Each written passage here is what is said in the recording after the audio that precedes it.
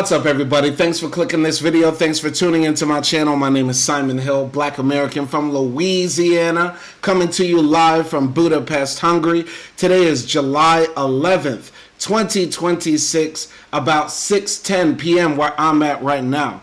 And we are concluding, we are finishing, we are crossing the checkered black and white flag line to complete Leon Trotsky's The History of the Russian Revolution. We started reading this book about a month and a half ago. This has been the longest book that we've ever read for the Book to React series, the open source book club and library, where everybody is welcome to join in and converse and discuss these books that we are reading with the people. And this by far has been one of the most fascinating books I've ever picked up. I never imagined I would read this book, especially at this late age in my life. I'm 35 years old. I feel old, and I feel like this is a book I should have tackled in my early 20s if I was going to be so dedicated to the cause of socialism and communism. But I'm glad that I read this book. I'm so glad that we are reaching the end of this book.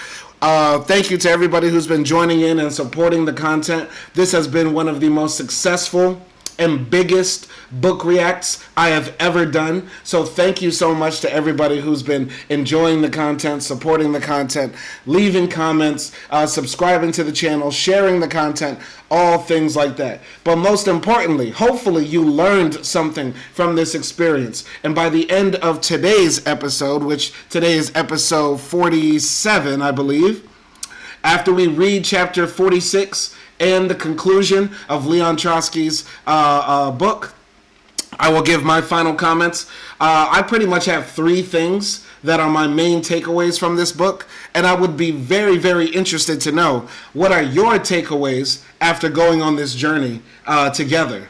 I have both live streams going. We have the horizontal live stream, and we also have the vertical live stream going. So please make sure you read the pinned comments so that way your comments will be read, and I will respond to comments that are related to the text. I guess I'll start today with the first question that anybody can answer. If you're tuning in right now, if you're looking in my motherfucking eyes right now, I want to ask you a question. Has reading this book changed your mind or changed your perspective on any aspect of the 1917 Russian Revolution? I would like to know if anybody's mind has been changed, perspective has been changed regarding the facts of what happened on October 25th in 1917 in Petrograd. Be very interested to know. Looking forward to reading. Let's jump into it. Chapter 46, The Congress of the Soviet Dictatorship. In Smolny, on the 25th of October, the most democratic of all parliaments in the world's history was to meet. Who knows, perhaps also the most important. Having got free of the influence of compromisist intellectuals, the local Soviets had sent up, for the most part, workers and soldiers. The majority of them were people without big names, but who had proved themselves in action and won lasting confidence in their own localities. From the active army, it was almost exclusively rank-and-file soldiers who had run the blockade of army committees and headquarters and come here as delegates. A majority of them had begun to live a political life with the revolution. They had been formed by an experience of 8 months. They knew little, but knew it well. The outward appearance of the Congress proclaimed its makeup. The officers' chevrons, the eyeglasses and neckties of intellectuals to be seen at the first Congress had almost completely disappeared. A gray color prevailed uninterruptedly in costumes and in faces. All had worn out their clothes during the war. Many of the city workers had provided themselves with soldiers' coats.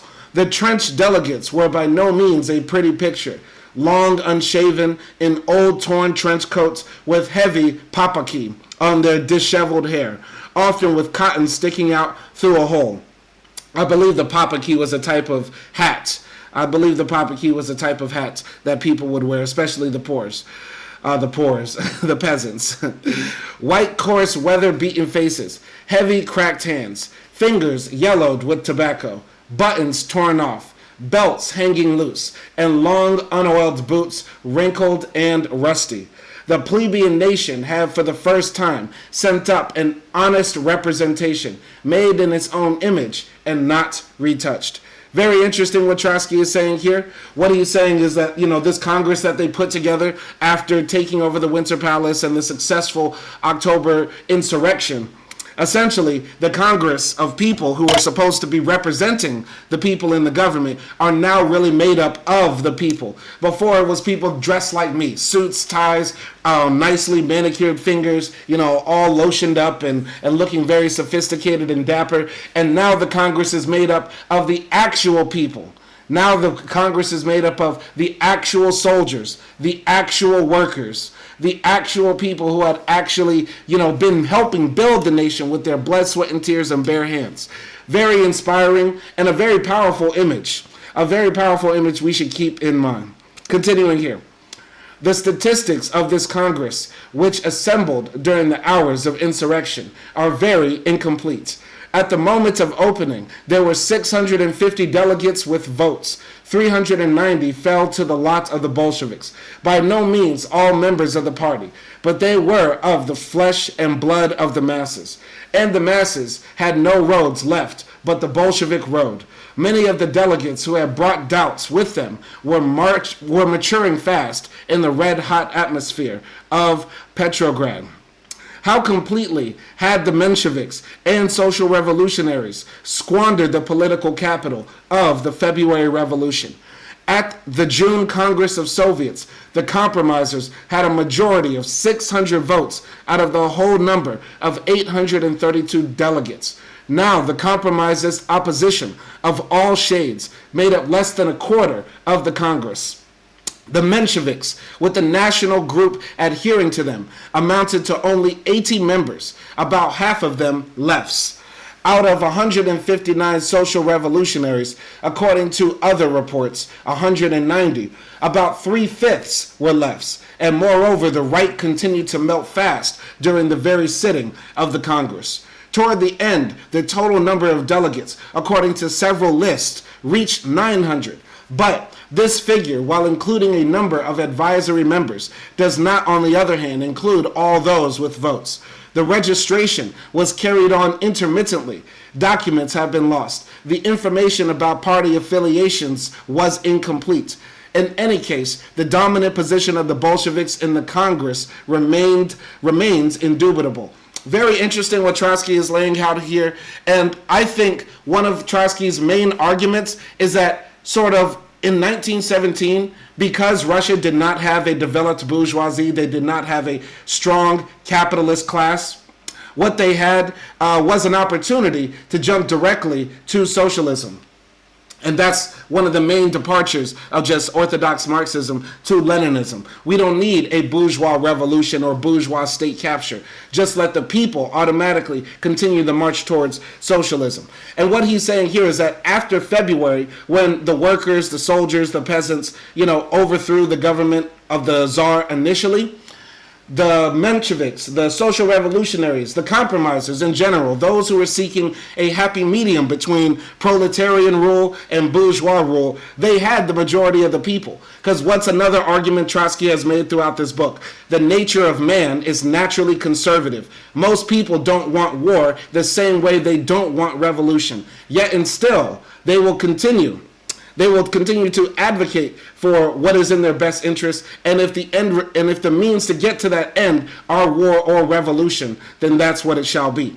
Okay? So very interesting. He's saying that the Mensheviks and social revolutionaries dropped the ball. And I believe also one more thing, that Trotsky's main argument in this book is that when a society is not captured by the bourgeoisie, the party that will be most successful is the one that keeps up to the radical demands of the people. So at first the people trust their radical demands in the hands of the Mensheviks and the social revolutionaries, but the people continue to move further left, and the only ones that can keep up with the people in their radical demands were the Bolsheviks. That's what I have to say. Continuing here. A straw vote taken among the delegates revealed that 505 Soviets stood for the transfer of all power to the Soviets, 86 for a government of the democracy, 55 for a coalition, 21 for a coalition, but without the cadets. Although eloquent even in this form, these figures give an exaggerated idea of the remains of the compromisers' influence. Those for democracy and coalition were Soviets from the more backward districts and least important points. From early in the morning of the 25th, caucuses of the factions were held in Smolny. Only those attended the Bolshevik caucus Only those attended the Bolshevik caucus who were free from fighting duties. The opening of the Congress was delayed. The Bolshevik leaders wanted to finish with the Winter Palace first, but the opposing factions too were in no hurry. They themselves had to decide what to do, and that was not easy. Hours passed. Sub-factions were disputing within the factions. The split among the social revolutionaries took place after a resolution to withdraw from the Congress had been rejected by 92 votes against 60. It was only late in the evening that the right and left social revolutionaries began to sit in different rooms. At 8 o'clock, the Mensheviks demanded a new delay. They had too many opinions. Night came on. The operations at the Winter Palace were dragging out, but it became impossible to wait longer. It was necessary to say some clear word to the aroused and watchful nation.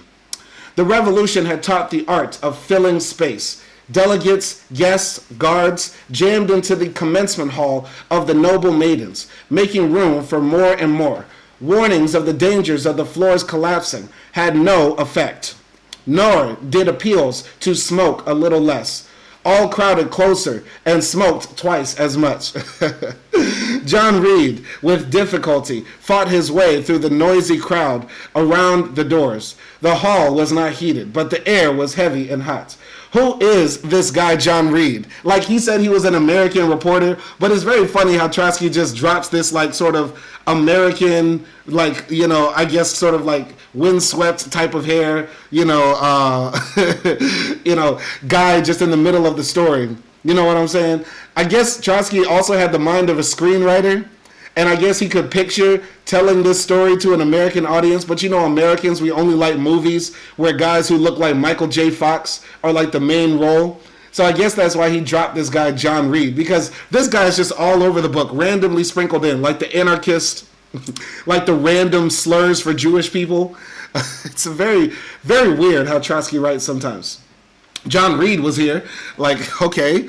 Anyway, shout out to Mukesh Kahan. He says, nice suit. Thank you. But my question is not about my suit, Mooks Chahan. My question is, has reading this book, if you have been following along, has it changed your opinion at all of the 1917 October Revolution in Russia? Continuing here. Jamming the entries and the side exits, sitting on all the window sills, the delegates now patiently await the president's gong. Tsatsarelli, Chedsey, Chernov, none of them is on the platform. Only leaders of the second rank have come to their funeral. A short man in the uniform of a military doctor opens the session at 10:40 in the evening in the name of the executive committee. The Congress, he says, assembles in such exceptional circumstances that he, Dan, obeying the directions of the Central Executive Committee, will refrain from making a political speech. His party friends are now indeed under fire in the Winter Palace, while loyally fulfilling their duty as ministers. The last thing these delegates are expecting is a blessing from the Central Executive Committee. They look up at the platform with hostility. If those people still exist politically, what have they got to do with us and our business? In the name of the Bolsheviks, a Moscow delegate, Avanesov, moves that the presidium be elected upon a proportional basis. 14 Bolsheviks, 7 social revolutionaries, 3 Mensheviks, and 1 internationalist. The right immediately declines to enter the presidium. Martov's group sits tight for the time being. It has not decided. 7 votes go over to the left social revolutionaries. The Congress watches these introductory conflicts with a scowl.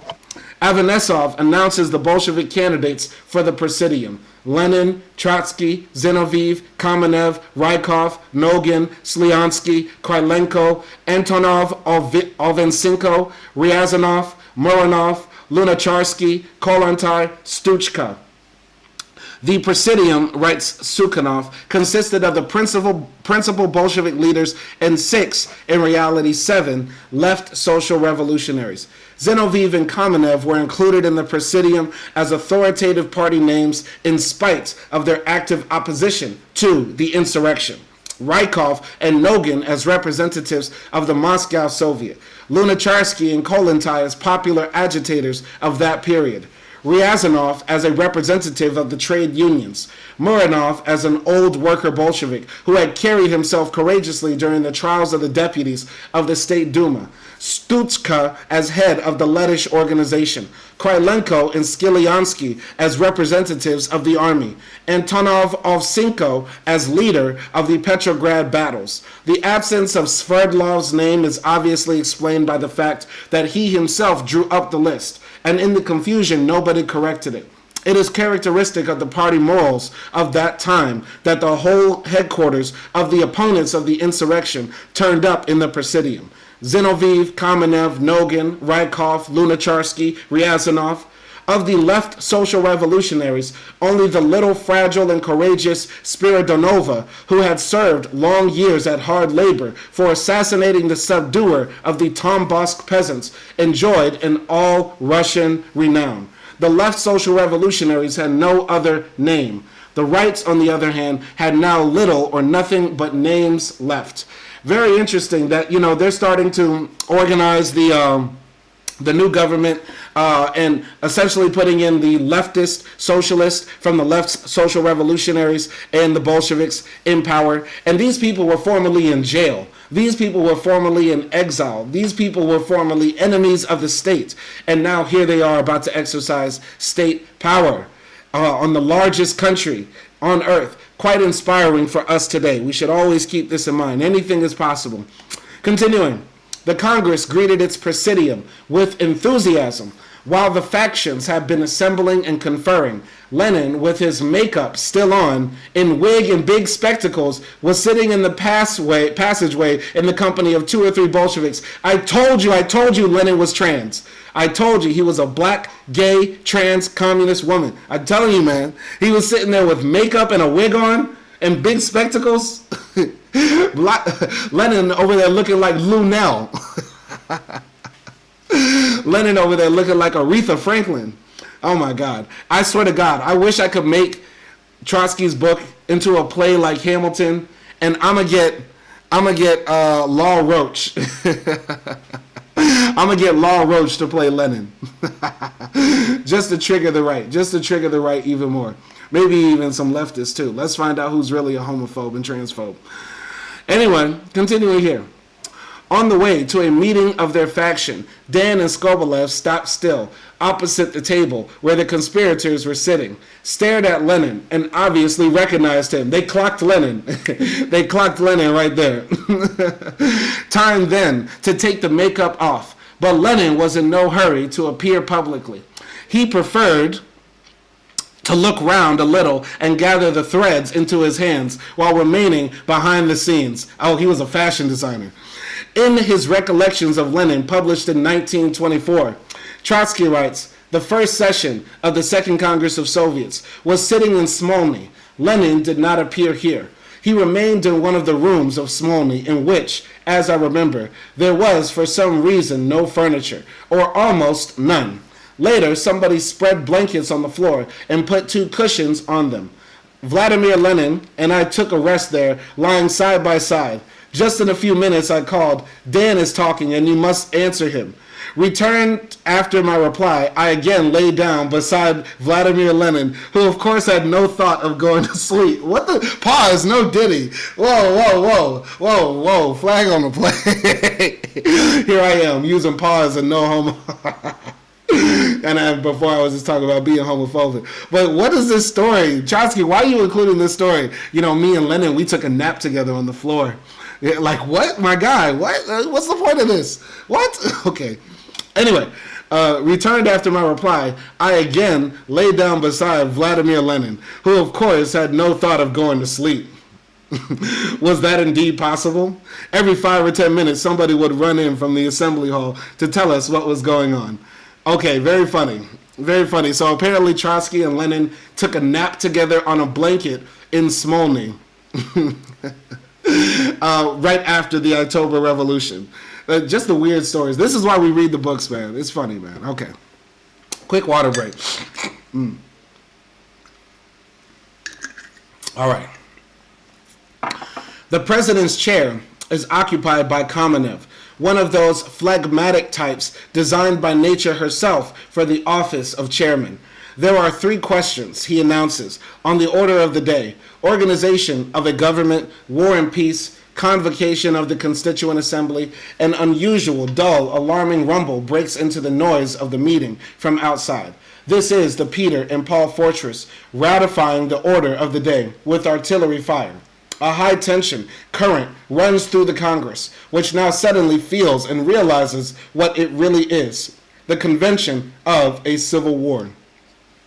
Lazovsky, an opponent of the insurrection, demanded a report from the Petrograd Soviet, but the Military Revolutionary Committee was a little behindhand. Replying artillery testified that the report was not ready. The insurrection was in full swing.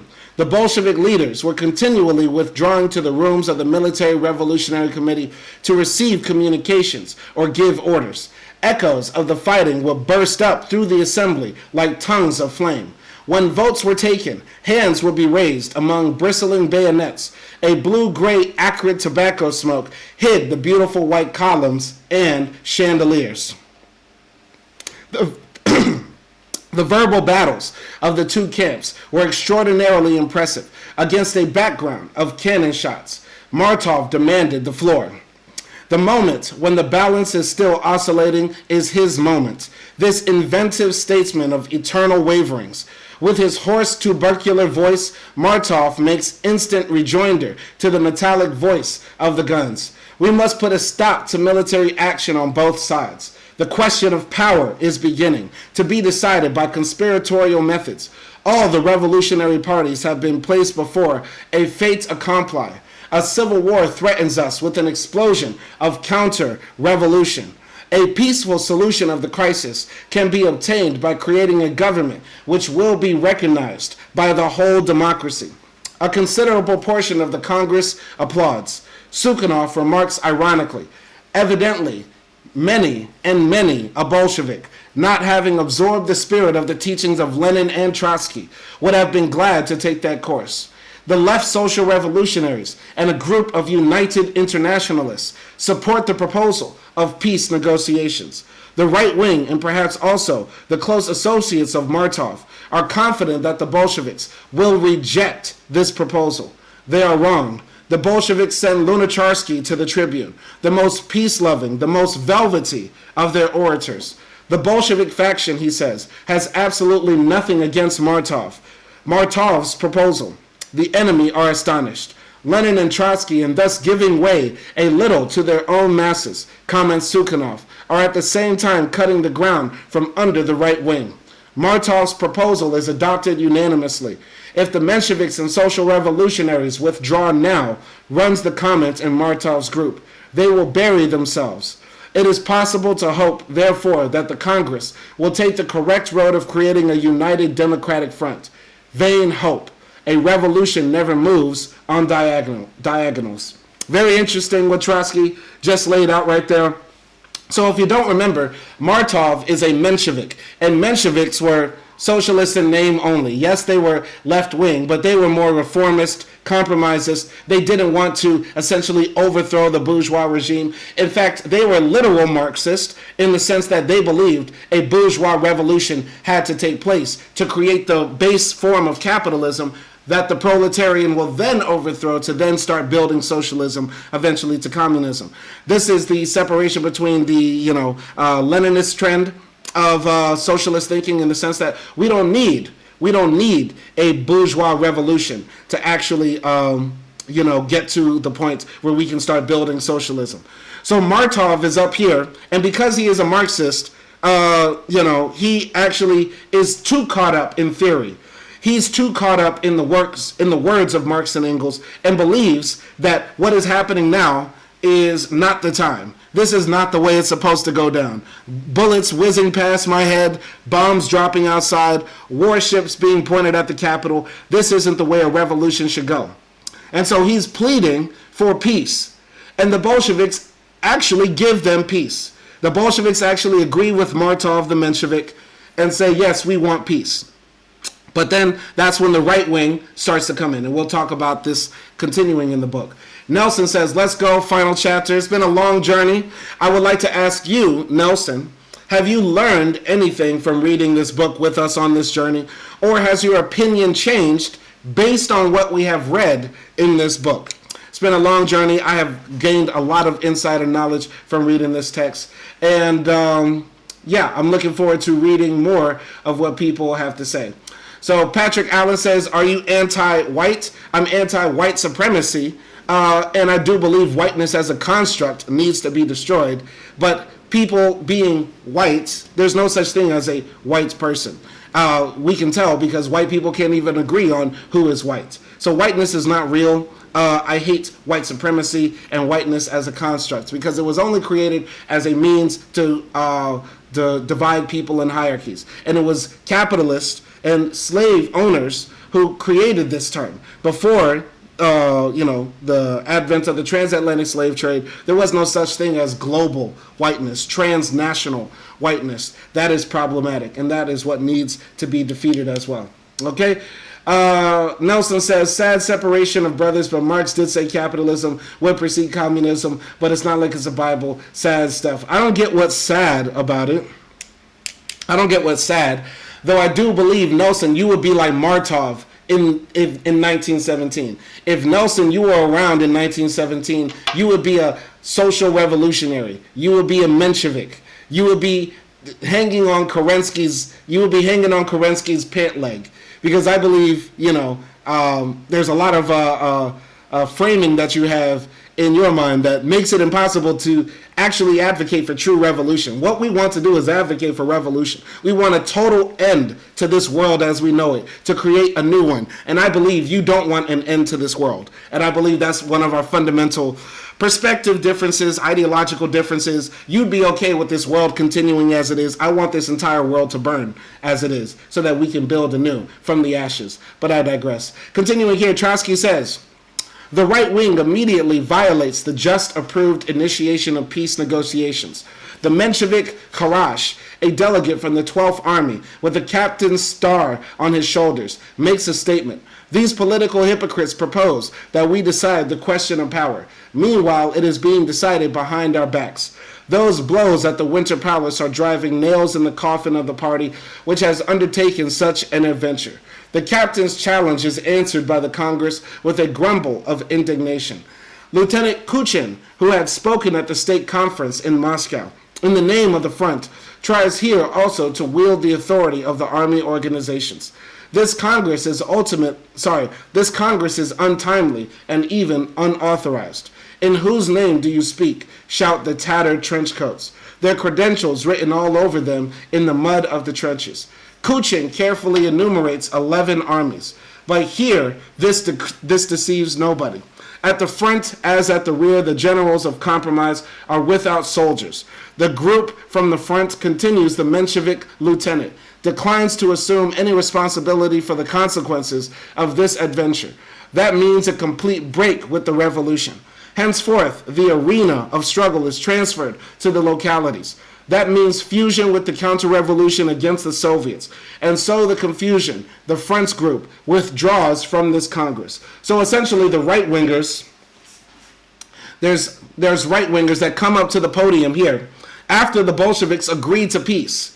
And they say we cannot be in unison. We cannot be in Congress with, these radical communists. And so even though the Bolsheviks, once again, are suing for peace, the right wing would rather create problems, always.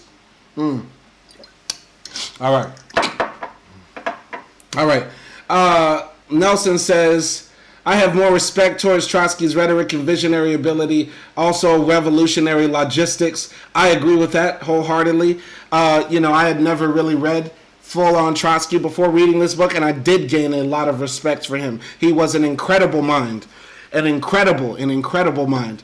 Nelson says, not at all. I would love a whole new world. It's already very near. Not the one I want, though. What do you think is the world that is upcoming then? What does that new world look like that's right around the corner that you don't like? So continuing here, Trotsky says, one after another, the representatives of the right mount the tribune. They have lost the parishes and churches, but they still hold the belfries, and they hasten for the last time to pound the cracking bells. These socialists and Democrats, having made a compromise by hook and crook with the imperialist bourgeoisie, today flatly refuse to compromise with the people in revolt. The political calculations are laid bare. The Bolsheviks will collapse in a few days. They are thinking, we must separate ourselves from them as quickly as possible, even help to overthrow them, and thus, to the best of our ability, ensure ourselves and our future. In the name of the right Menshevik faction, Kinachuk, a former president of the Moscow Soviet and a future Soviet ambassador in Berlin, reads a declaration. The military conspiracy of the Bolsheviks will plunge the country into civil dissension, demolish the Constituent Assembly, threaten us with a military catastrophe, and lead to the triumph of the counter-revolution. The sole way out, open negotiations with the provisional government for the formation of a power resting on all layers of the democracy. Having learned nothing, these people propose to the Congress to cross off the insurrection and return to Kerensky. Through the uproar, bellowing, and even hissing, the words of the representatives of the right social revolutionaries are hardly distinguishable. The declaration of his party announces the impossibility of work in collaboration with the Bolsheviks and declares the very Congress of Soviets, although convoked and opened by the Compromise's Central Executive Committee, to be without authority. Very interesting here that these people who are saying that we can't be in Congress with the Bolsheviks are the same ones who are purporting to be democratic. They were the ones purporting to be protecting this new republic after they overthrew the Tsar. They claim that they're standing up for the rights of the people in the revolution. And yet, when some communists enter the room, now they try to exit the room. And this is for all the people out there that say that when we establish a socialist state, we seize the state, smash it, and create the People's Republic instead, that we should allow these people to have parties. No. No, no. In the words of Kendrick Lamar, no, nigga, no, no. This is something that really fucking bothers me, because these fucking liberals who claim to say that they, advocate for democracy have no democracy in mind when it comes to doing business with socialists or communists at all. That's when they start changing the rules. That's when they start saying that, Congress has less power or these seats are taken, et cetera, et cetera.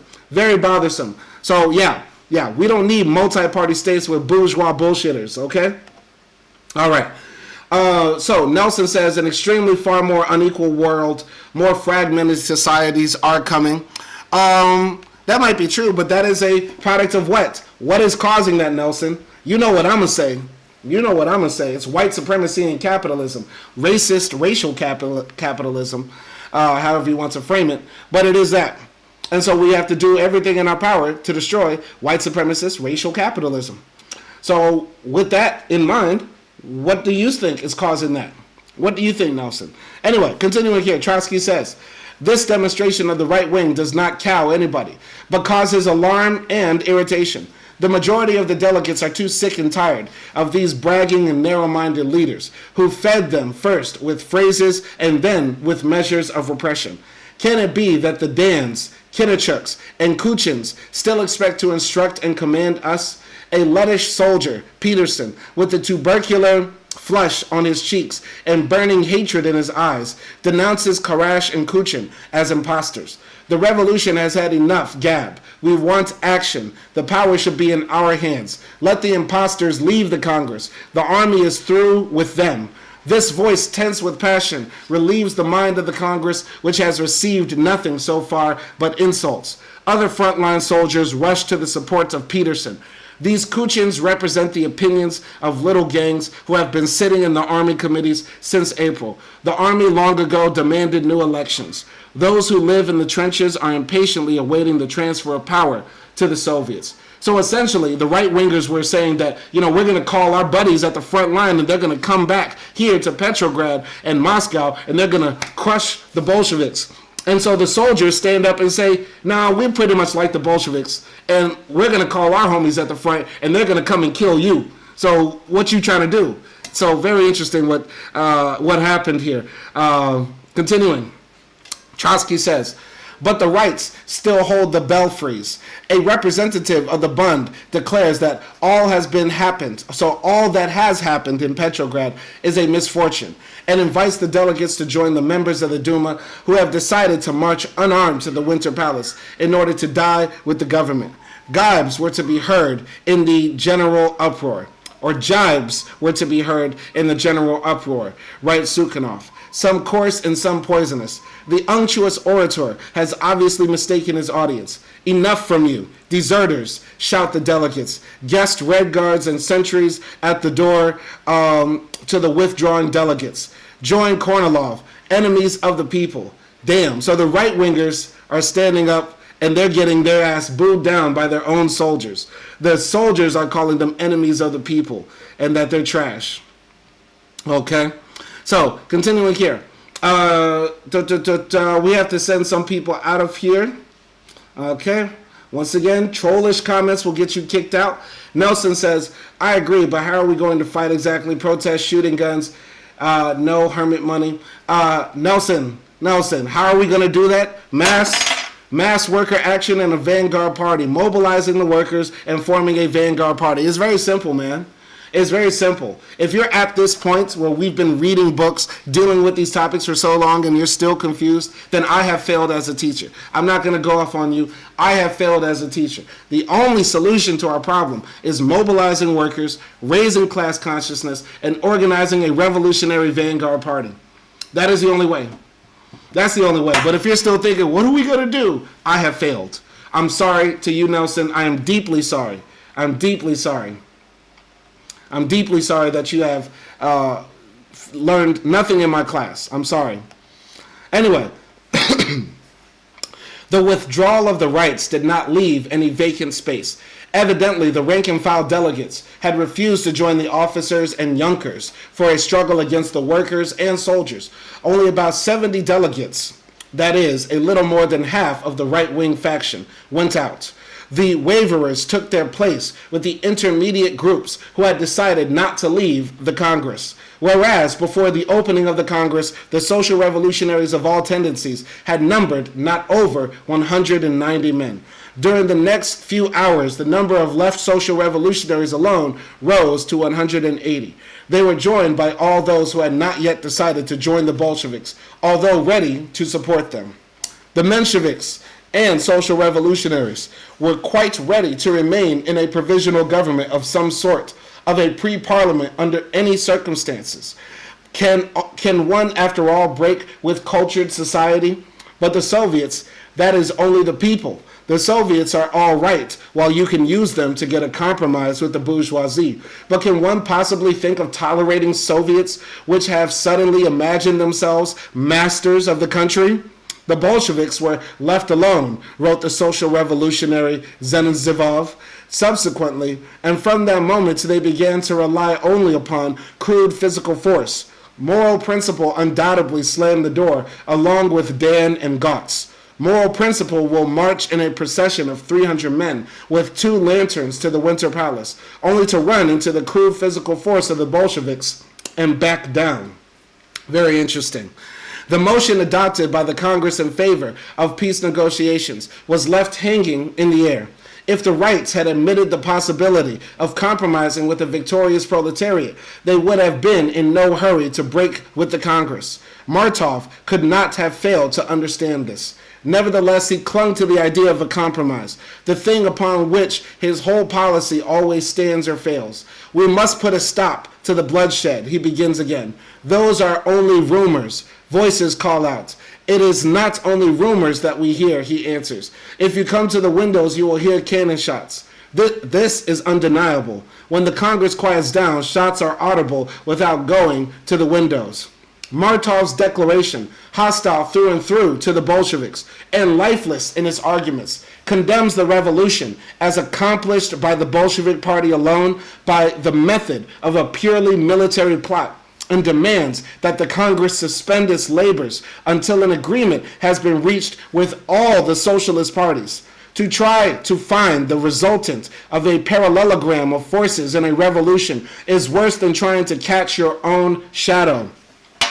Very interesting. So Martov, the Menshevik Marxist, is telling the Bolsheviks, guys, you gotta stop winning. You gotta stop winning so fucking hard, because we gotta make peace with the losers. See, this is once again, in every chapter, Trotsky talks about the minutia of insurrection and revolution. And one of the things that we hold true as Marxists is that we exist in a dialectic. One force meets its counterforce, and then one sublimates the other, and something new is born. And constantly, there are these countervailing forces that appear in Trotsky's story of retelling the October Revolution. And Martov, the character, should be the one celebrating the most that the revolution has been successful, that the proletariat are about to establish their dictatorship, that the bourgeoisie are about to be officially crushed. And yet and still, he's saying, guys, we gotta make peace. See, this is the thing, man. We also hold to be true that people act in their material self-interest most of the time, if not all the time, in all ways that make sense or that can be understood. We need to clarify that, but I won't. I'll just say that all people act in their material self-interest. Okay? Let's just leave it at that. And Martov is most definitely acting in his own self-interest, because the only way he's probably been able to feed himself, clothe himself, and wear nice suits is by, essentially being the bridge between the radical left and the moderate bourgeoisie. Right? That's essentially probably how he made his bread and butter.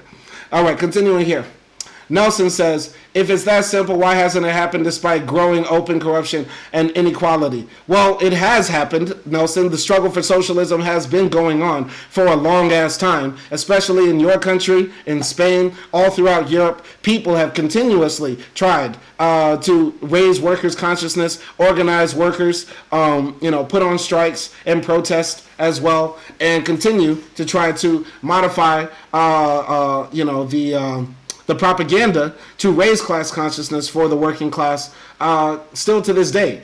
If it's that simple, nobody said it was simple. I didn't say it was simple, and I did not say it was easy. In fact, the struggle that we are in is one of the most difficult struggles one could ever enter into. I'm not saying that it's easy, but I'm saying that is what must be done, because that's what has been proven to be successful. From Cuba to Vietnam to Russia, etc., etc. Okay? All right. We have to set some people out of here, because some people are not dealing with the actual text. Some people are just coming here with copy pasta. Okay? Let's continue here. Martov's declaration, hostile through and through to the Bolsheviks and lifeless in its arguments, condemns the revolution as accomplished by the Bolshevik Party alone by the method of a purely military plot, and demands that the Congress suspend its labors until an agreement has been reached with all the socialist parties. To try to find the resultant of a parallelogram of forces in a revolution is worse than trying to catch your own shadow.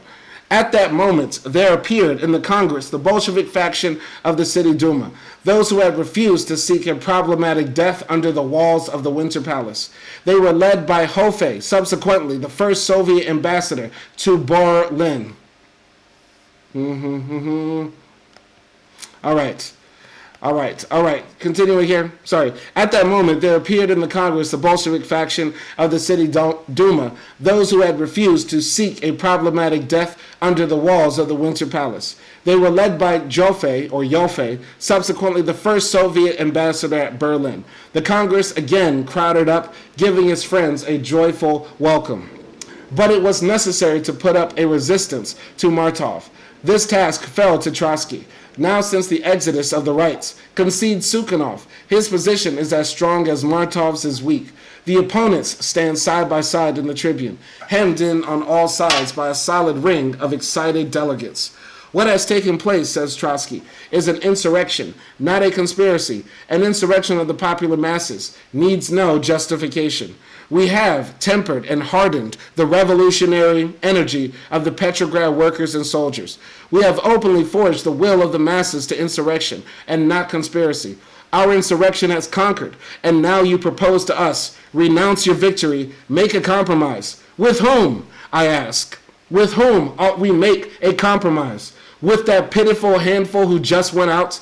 Haven't we seen them through and through? There is no longer anybody in Russia who is for them. Are the millions of workers and peasants represented in this Congress, whom they are ready now, as always, to turn over for a price to the mercies of the bourgeoisie?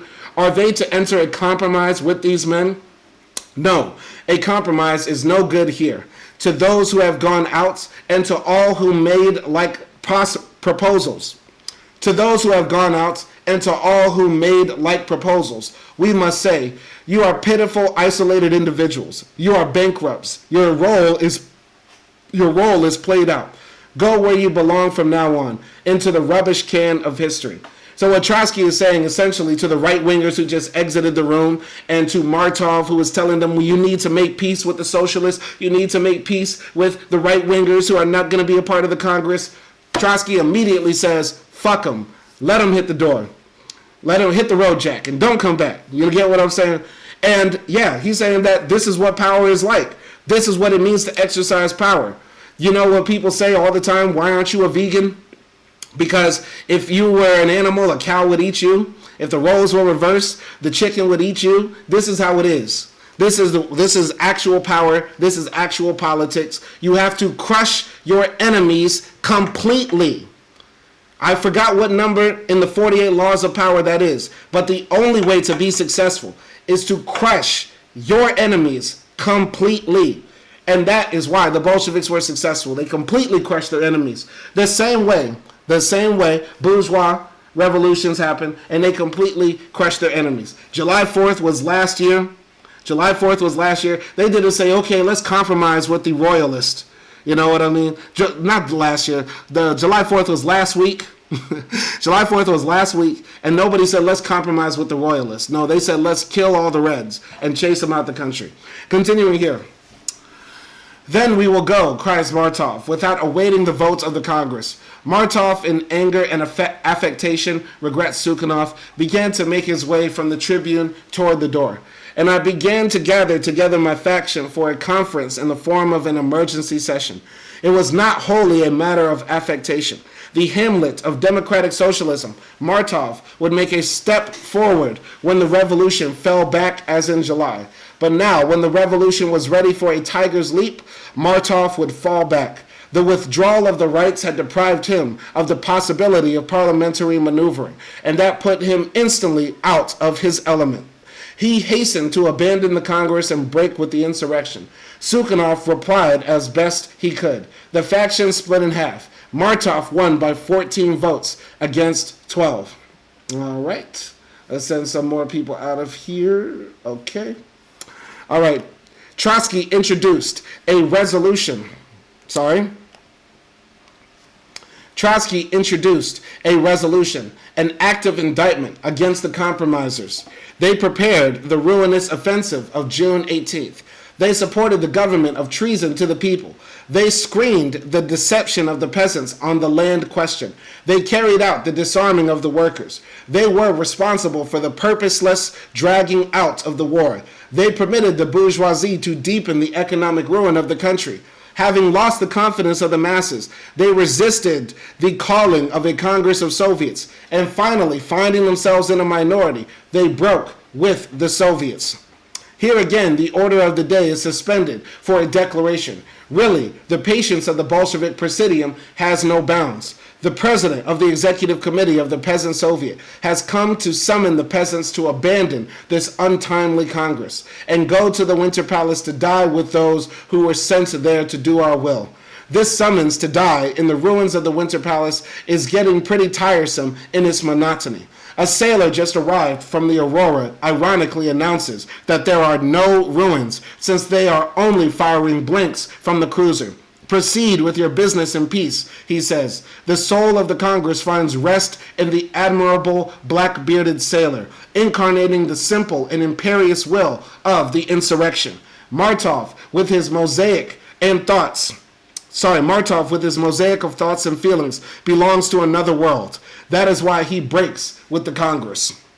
So once again, when the people are gaining power, when the working class and the peasants are gaining power, now we see that the bourgeois elements, the real champagne socialists, the Marxists in name only and socialists in name only, they're all now running out the building when they see the actual workers. And I love how Trotsky vividly describes the people that we are describing, because it almost reminds me of how Jesus said the first shall be last and the last shall be first. And when you really think about that, the first people to go to heaven will be the people that don't look like, they belong anywhere in polite society. People with torn and ripped clothes, people that are overweight, people with missing teeth, people with bad skin, all sorts of things. You know what I'm saying? That we would ascribe to being, less worthy of attention, life, grace, happiness. And I'm not trying to, go down the Christian Marxist route, because I'm not a Christian at all. But I'm just saying, it's very interesting how he opened up the chapter by saying the people were wearing, unoiled shoes. People had leathery faces, eyes that were, glazed because they had seen so much tragedy. Because these were soldiers who had just come from the front line, workers who had been, abused, and peasants as well. And very interesting how now when the Congress is filled essentially with the wretched of the earth, now the bourgeoisie are leaving the Congress here. It's very interesting. Continuing. Still another special declaration, this time half friendly. The right social revolutionaries, says Kamkov, have gone out, but we, the lefts, have remained. The Congress welcomes those who have remained. However, even they consider it necessary to achieve a united revolutionary front and come out against Trotsky's sharp resolution, shutting the door against a compromise with the moderate democracy. Here, too, the Bolsheviks made a concession. Nobody ever saw them before, it seems, in such a yielding mood. No wonder they are the masters of the situation, and they have no need to insist upon the forms of words. Again, Lunacharsky takes the tribune. The weight of the task which has fallen upon us is not subject to any doubt, he says. A union of all the genuinely revolutionary elements of the democracy is necessary. But have we, the Bolsheviks, taken any steps whatever to repel the other groups? Did we not adopt Martov's proposal unanimously? For this we have been answered with accusations and threats. Is it not obvious that those who have left the Congress are ceasing even their compromisist work and openly going over to the camp of the Kornilovists? And so Trotsky's making a little joke here. Isn't it funny? The top compromisers can't compromise with the Bolsheviks now that we're the majority. Anyway, the Bolsheviks did not insist upon an immediate vote on Trotsky's resolution. They did not want to hinder the attempts to reach an agreement on a Soviet basis. The method of teaching by object lesson can be successfully applied even to the accompaniment of artillery. As before with the adoption of Martov's proposal, so now the concession of Kamkov only revealed the impotence of these conciliatory labor pains. However, in distinction from the left Mensheviks, the left social revolutionaries did not quit the Congress. They were feeling too directly the pressure of the villages in revolt. A mutual feeling out has taken place. The primary positions have been occupied. There comes a pause in the evolution of the Congress. Shall we adopt the basic decrees and create a Soviet government? It is impossible. The old government is still sitting there in the semi-darkness of a chamber in the Winter Palace, the only lamp on the table carefully barricaded with newspapers. Shortly after 2 o'clock in the morning, the Presidium declares a half-hour recess. The Red Marshals employed the long delay accorded to them with complete success. A new wind was blowing in the atmosphere of the Congress when its sitting was renewed. Kamenev read from the Tribune a telephonogram just received from Antonev. The Winter Palace had been captured by the troops of the Revolutionary Military Committee. With the exception of Kerensky, the whole provisional government, with the dictator Kishkin at its head, is under arrest. Let's repeat that. The Winter Palace has been captured by the troops of the Revolutionary Military Committee. With the exception of Kerensky, the whole provisional government with the dictator Kishkin at its head is under arrest. Although everybody has already learned the news as it passed from mouth to mouth, this official communication crashed in heavier than a cannon salute. The leap over the abyss, dividing the revolutionary class from power, has been made. Driven out to the palace of Kishenskaya in July, the Bolsheviks have now entered the Winter Palace as rulers. There is no other power now in Russia but the power of the Soviets. A complex tangle of feelings breaks loose in applause and shouting, triumph, hope, but also anxiety. There come new and more confident bursts of applause. The deed is done.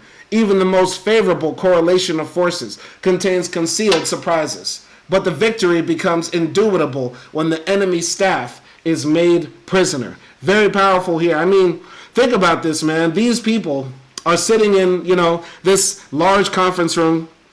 I believe this is in Smolny, I believe. And they hear that finally the Bolsheviks have taken over the Winter Palace.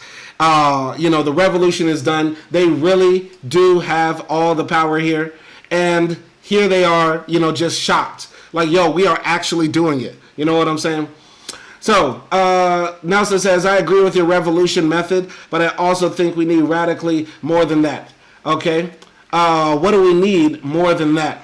What do we need more than raising people's class consciousness through, direct action and mass worker organizations and movements, and also a revolutionary vanguard party to advocate for the transition of power from bourgeois dictatorship under capitalism to a proletarian dictatorship building socialism? What more do we need than that? What more do we need than great propaganda? What more do we need than just making people aware of the contradictions of this society as they continue to see their living conditions depreciate? What more? Nelson says, build forms of life that require the old system less each day. Build relationships that cannot be priced. Build communities that cannot be reduced to consumers. Build knowledge that cannot be monopoly. Okay, I get that, but these are just slogans. What does it mean to build? Are you going to build it by yourself, or are you going to build it in a group? Are you going to build it in, groups of people, or are you just going to build it by yourself? These are just slogans. I no longer think the state and the market are the primary actors. I think they are expressions of deeper informational processes emergent and within us. Yeah, I disagree with that. You know what I mean? There's been a deep desire in man for some higher purpose, but yet and still we are trapped in these physical forms where we have to eat, shit, and piss. Okay, so we're still trapped in these forms, and what else is more than that? Anyway, I will continue here. Kamenev impressively reads the list of those arrested. The better-known names bring hostile or ironic exclamations from the Congress. Especially bitter is the greeting of Tereshchenko, who has guided the foreign destinies of Russia. And Kerensky, it has become known that at 10 o'clock this morning, he was orating without great success to the garrison of Gatchina. When he went from there is not exactly known. Rumor says to the front. The fellow travelers of the revolution feel bad. They foresee that now the stride of the Bolsheviks will become more firm. Somebody from the left social revolutionaries objects to the arrest of the socialist ministers. A representative of the United Internationalists offers a warning, lest the Minister of Agriculture, Maslov, turns up in the same cell in which he sat under the monarchy. He is answered by Trotsky, who was imprisoned during the ministry of Maslov in the same Kresty as under Nicholas.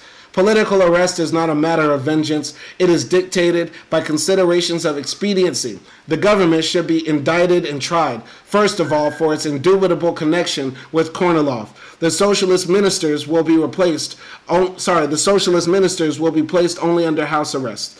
It would have been simpler and more accurate to say that the seizure of the old government was dictated by the demands of the still unfinished struggle. It was a question of the political beheading of the hostile camp and not of punishment for past sins. Very interesting. Trotsky is saying here that yes, we have to arrest our political enemies after we have a successful insurrection, because that's just the way to make sure that the insurrection, which is supposed to represent the revolution and the will of the people or the masses of people. That's the only way to make sure that it will be concretely made, that it can be enforced, that it will now, stand firm. So yeah, very interesting. And it's not a type of vengeance. Arresting your political enemies is not a type of vengeance. It's just the nature of things. That's the way it has to go. Okay, continuing here. But this parliamentary query as to the arrest was immediately crowded out by another infinitely more important episode. The 3rd Bicycle Battalion. Oh God, the Bicycle Battalion boys are back. The 3rd Bicycle Battalion, sent by Kerensky against Petrograd, has come over to the side of the revolutionary people.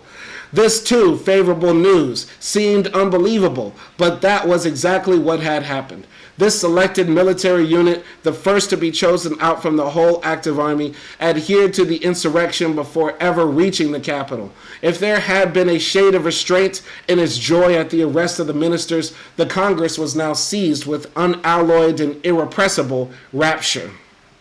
The Bolshevik commissar of Sarko Selo, together with a delegate from the Bicycle Battalion, ascended the tribune. They had both just arrived to make a report to the Congress. The garrison of Sarko Selo is defending the approaches to Petrograd. The defensists withdrew from the Soviet. All the work rested upon us alone. Learning of the approach of the bicycle men, the Soviet of Sarko Selo prepared to resist. But the alarm happily turned out to be false. Among the bicycle men are no enemies of the Congress of Soviets. Another battalion will soon arrive at Sarko, and friendly greeting is already in preparation there. The Congress drinks down this report in great gulps. Okay? The representative of the bicycle men is greeted with a storm, a whirlwind, a cyclone. This 3rd Battalion, he reports, was suddenly sent from the southwestern front to the north under telegraphic orders for the defense of Petrograd. The bicycle men advanced with eyes blindfolded, only confusedly guessing what was up. At Peredolsk, they ran into an echelon of the 5th Bicycle Battalion, also moving on the capital. At a joint meeting held right there at the station, it became clear that among all the bicyclists, there is not one man to be found who would consent to take action against his brothers. It was jointly decided not to submit to the government. I tell you concretely, says the bicycle soldier, we will not give the power to a government at the head of which stand the bourgeoisie and the landlords. That word concretely, introduced by the revolution into the everyday language of the people, sounded fine at this meeting. This is very impactful because if you've been following along in this book, the Bicycle Battalion has been one of the reoccurring characters in the book. We had a great laugh about it in chapter 1 or 2 when we first read this term, Bicycle Battalion. And essentially they were some of the most right-wing guys. They were the ones who defended the bourgeoisie because a lot of the guys in the Bicycle Battalion were like of the middle classes, and so them coming over to the Soviets and the Bolsheviks is a very positive thing for the revolution.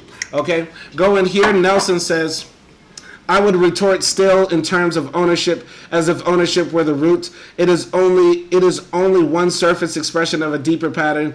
Consent, habit, fear, and the story that no other life is possible.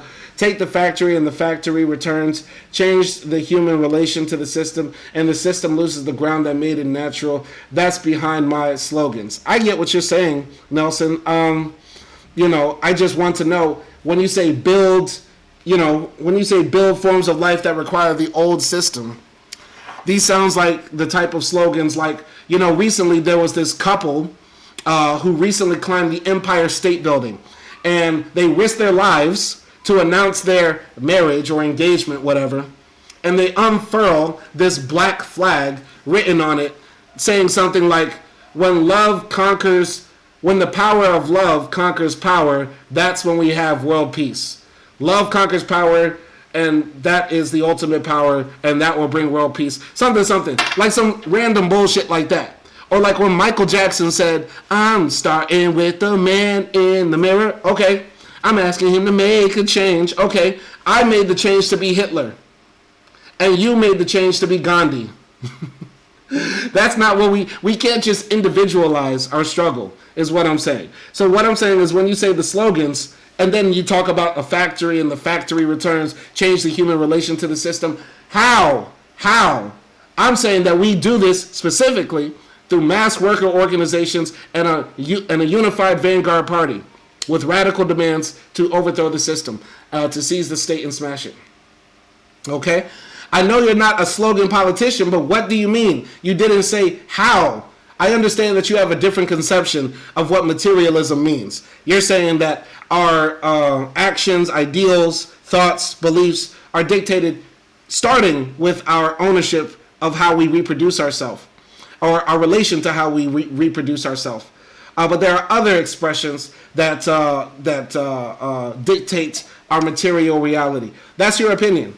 That's your opinion. I would say that the other expressions are just also derived from our material reality as well. Someone is racist, someone is sexist most of the time because that was the culture that they were brought up in, but that culture is derived from a relationship to how we reproduce ourselves and how we survive, that then becomes an expression of something else. You know what I'm saying? They created the idea that black people were naturally inferior because they had to justify putting us in fields and working us to death. Okay? They had to justify that we're stronger and better athletes and all these other things, that we got big old dicks that hang to our knees, because they had to justify breeding us like animals. You get what I'm saying? So, yeah, all the other stuff, consent, fear, habit, to me, these are just more outgrowths of our material relations. But when you talk about, you're not a slogan politician, I would say how? Because all you're saying is take the factory and the factory returns. What does that mean? Who takes the factory? Once again, are you saying that these are individual things we need to do, or are things that we need to do in a mass movement, in a collectivized way? What are you saying? That's what I'm saying. Okay? All right, continuing here. How many hours was it since they were threatening the Congress from the same tribune with punishment from the front? Now the front itself had spoken its concrete word. Suppose the army committees do sabotage the Congress. Suppose the rank-and-file soldier mass only succeeds in getting its delegates there, rather as an exception. Suppose in many regiments and divisions they have not yet learned to distinguish a Bolshevik from a social revolutionary.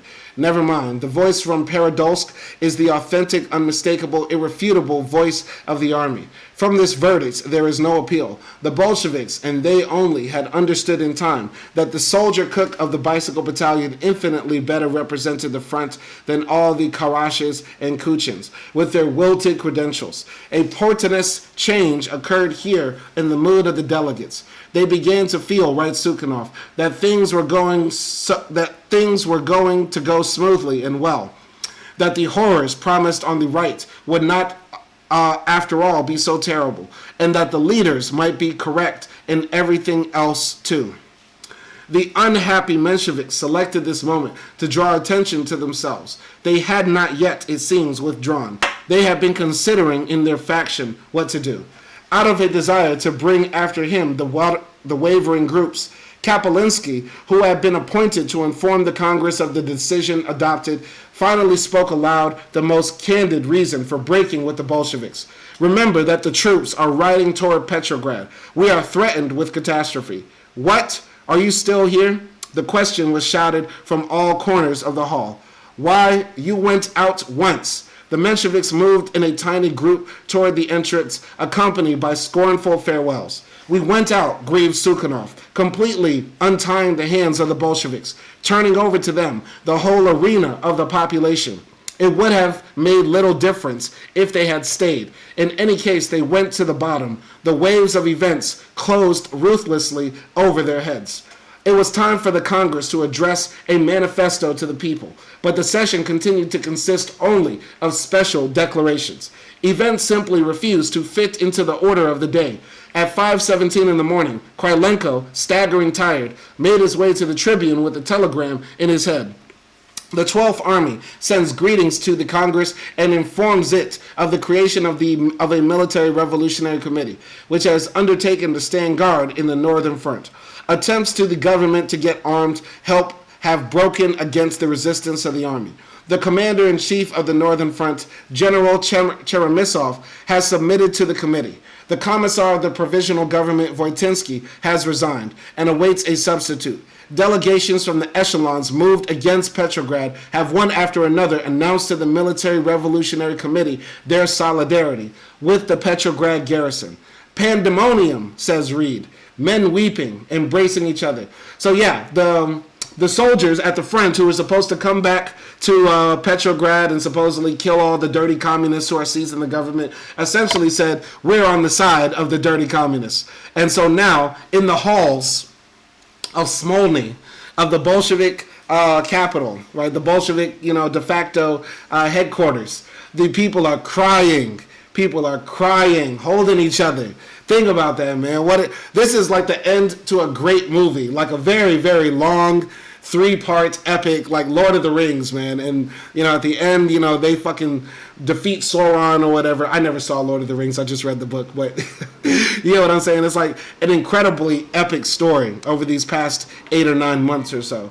So Nelson says, I can go on how, but I want to help keep the stream focused on your reading.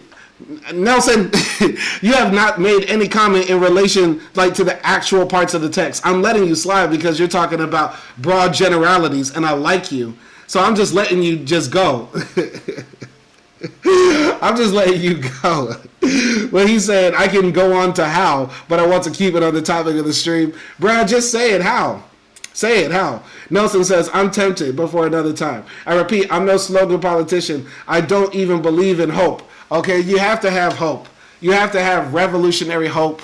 We have to have some type of, idea that a better world is possible.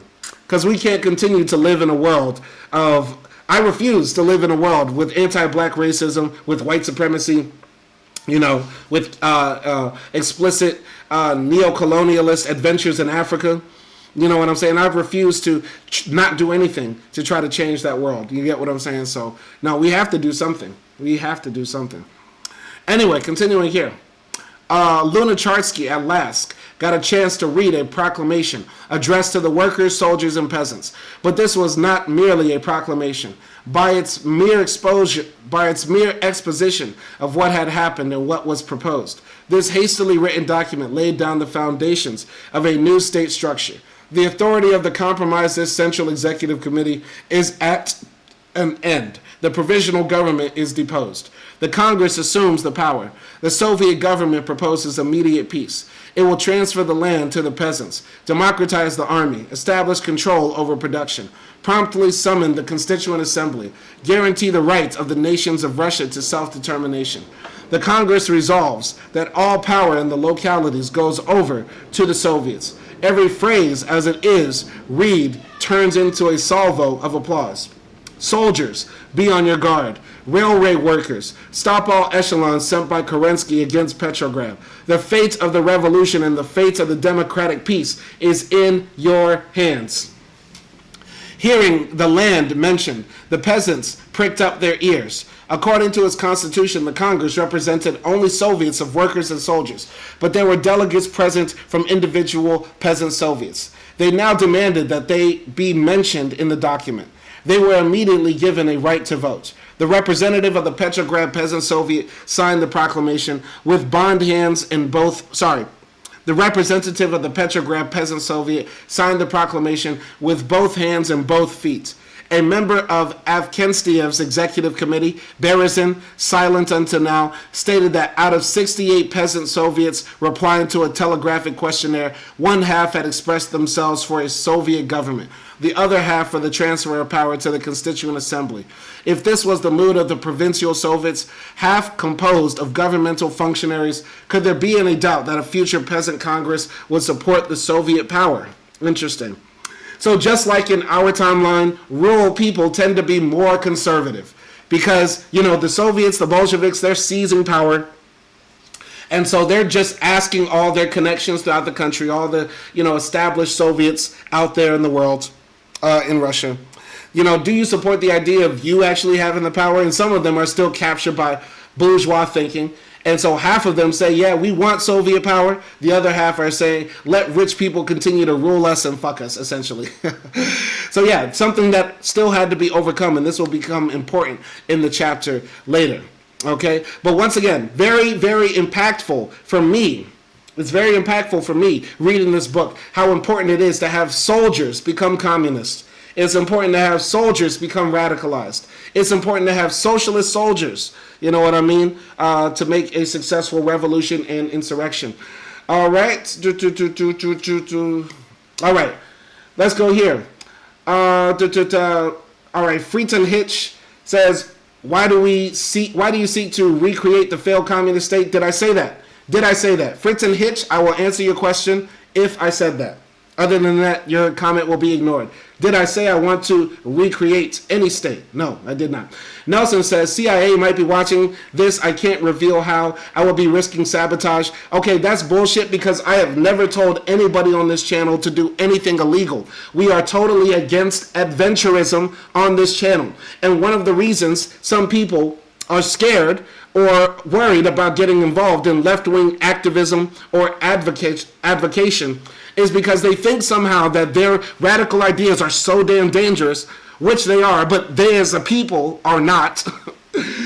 Because y'all niggas ain't killers. Y'all niggas ain't gangster, okay? Nobody's watching and tapping your phones just because you read The State and Revolution, okay? A lot of us communists and socialists got to get this shit out of our head that everybody else who actually understands what we understand, that yes, capitalism needs to be destroyed. Yes, we live under a bourgeois dictatorship and it needs to crumble and fall. Yes, those are dangerous ideas, but you are not dangerous. You are a pimply, 5'4", frail or fat white boy living in the middle of Midwest. You're living in the middle of the Midwest. You have a few socialist friends in your Discord channel, and all you do is talk back and forth about Fed jacketing each other and about the minutia of the differences of the thoughts of socialist leaders who died over 100 years ago. You niggas are not dangerous. You are pussy, okay?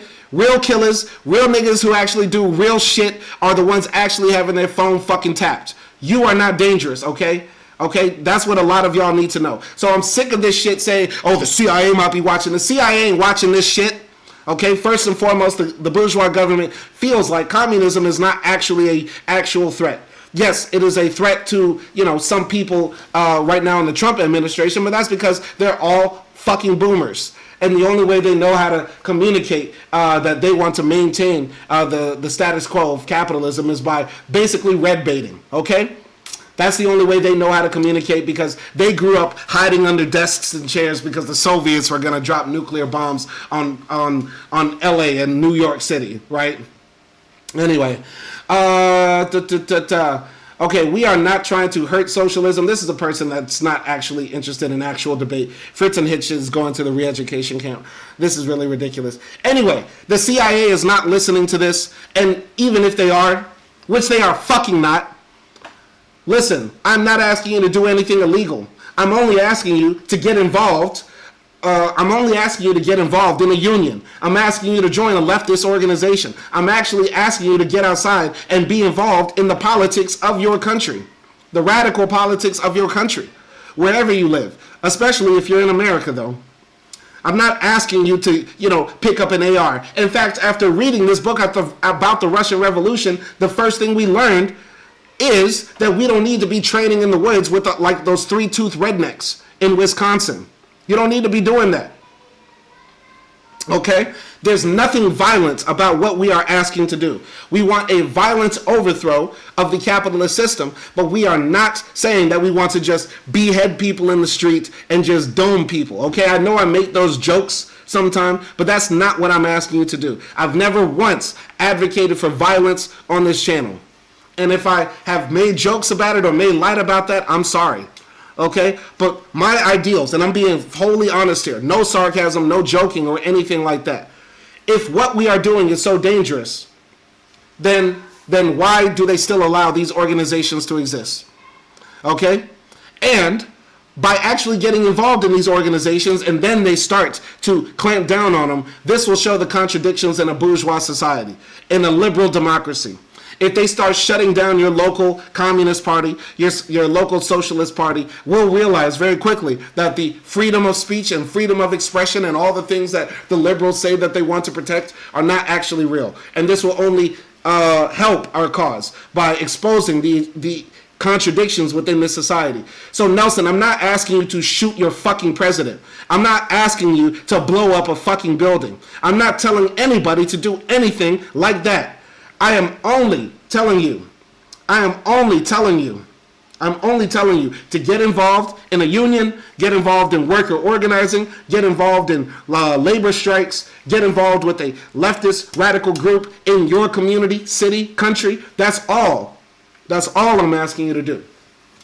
Shout out to Judy Francis. She says, hey, I'm a boomer. Hate Donald Trump and all his works. What can I do from bed? Can't walk good anymore. What you can do, Judy, is you can support leftist groups by donating to one that you think is good. You know what I mean? $5 a month or $10 a month.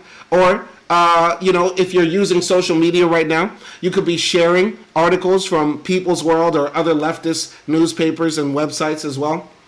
The leader of the Communist Party of the United States, Joe Sims, is a man in a wheelchair. He can't walk anymore either. And yet and still, we see him out on the picket line. We see him in the office every single day.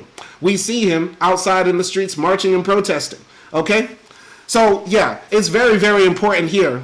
I just went off on that little rant here because it's very important that you niggas are not Trotsky. You niggas are not Lenin. You niggas are not dangerous. So stop trying to say that everybody's a fucking fed because nobody gives a fuck about your pimply, loser-ass, fake-ass life, okay? Y'all niggas aren't gangster. You niggas ain't real, okay? I'm sorry for going off, but it's very, very important that we do this because I think, sometimes people think that out and loud communists are somehow types of bait or something like that. And trust me, there is nobody who hates the American government more than me. There's nobody who hates America more than me. Okay? All right. So I'm making that absolutely, absolutely fucking clear. Okay. Now Nelson is just over here trolling as well. Okay. Anyway, I'm sorry for ranting so long. All right. All right. While solidifying the rank and file delegates, the proclamation frightened and even repelled some of the fellow travelers by its irrevocableness. Small factions and remnants again followed through the tribune.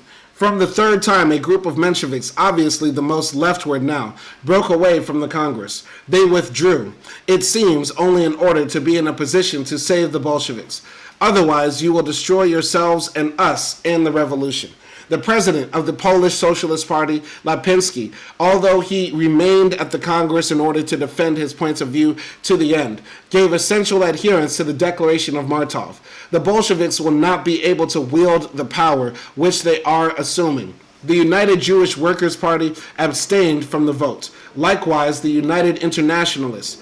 How much, though, did all these united amount to get all together?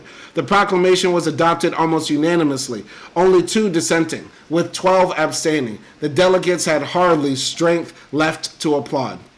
Very interesting. So for anybody, once again, who says that the Bolsheviks were somehow a Jewish conspiracy, tell me why the United Jewish Workers' Party abstained from advocating for the Bolshevik resolution adopted on October 25th. Why? Tell me why. Anyway, Judy Francis says, we donate and share articles, pray for change this November. Absolutely. Of course, you have to, when it comes to voting, it's very complicated. Just vote, I guess, just to do it. But the real substantial change that we need in this world, especially in America, won't just be done through liberal electoralism, I will say.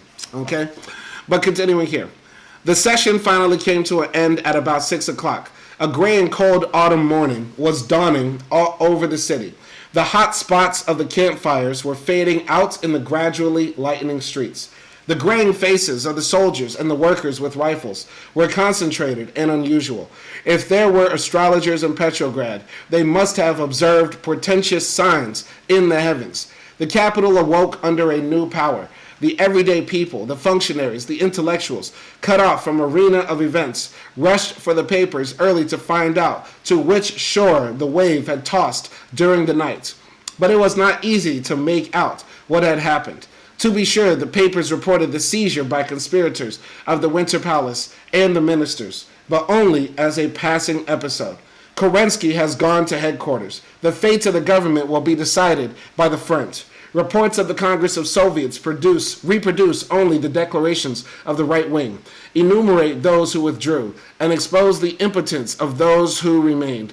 The political editorials written before the seizure of the Winter Palace exude a cloudless optimism. The rumors of the street do not wholly coincide with the tone of the newspapers. Whatever you say, the ministers are, after all, locked up in the fortress. Reinforcements from Kerensky are not yet in sight. Functionaries and officers confer anxiously. Journalists and lawyers ring each other up. Editors try to collect their thoughts. The drawing room oracles say, we must surround the usurpers with a blockade of universal contempt. Storekeepers don't know whether to do business or refrain. The new authorities give orders to do business. The restaurants open. The tram cars move. The banks languish with evil forebodings. The seismograph of the stock exchange describes a convulsive curve. Of course, the Bolsheviks will not hold out long, but they may do damage before they tumble. The reactionary French journalist Claude Annette wrote on this day, the victors are singing a song of victory, and quite rightly too. Among all these blabbers, they alone acted. Today, they are reaping the harvest. Bravo. Fine work. The Mensheviks estimated the situation quite otherwise. 24 hours have passed since the victory of the Bolsheviks, wrote Dan's paper, and the historic fates have already begun to take their cruel revenge. Around them is an emptiness created by themselves. They are isolated from all. The entire clerical and technical machinery refuses to serve them. They are sliding at that very moment of their triumph into the abyss. Shout out to Nelson. He says, I hate the term usurpers. Yes, it sounds like somebody is going to suck you up, like you're going to be sucked up by a serpent. But why do you hate the word usurpers? Continuing here. The liberal and compromisist circles, encouraged by the sabotage of the functionaries and their own light-mindedness, believed strangely in their own impunity. They spoke and wrote of the Bolsheviks in the language of the July days. Hirelings of Wilhelm, the pockets of the Red Guard full of German marks. German officers in command of the insurrection. The new government had to show these people a firm hand before they began to believe in it. The more unbridled papers were detained already on the night of the 26th. Some others were confiscated on the following day.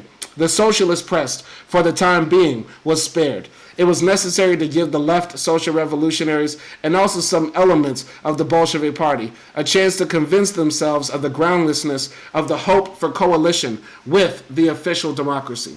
The Bolsheviks developed their victory amid sabotage and chaos. A provisional military headquarters organized during the night undertook the defense of Petrograd in case of an attack from Kerensky.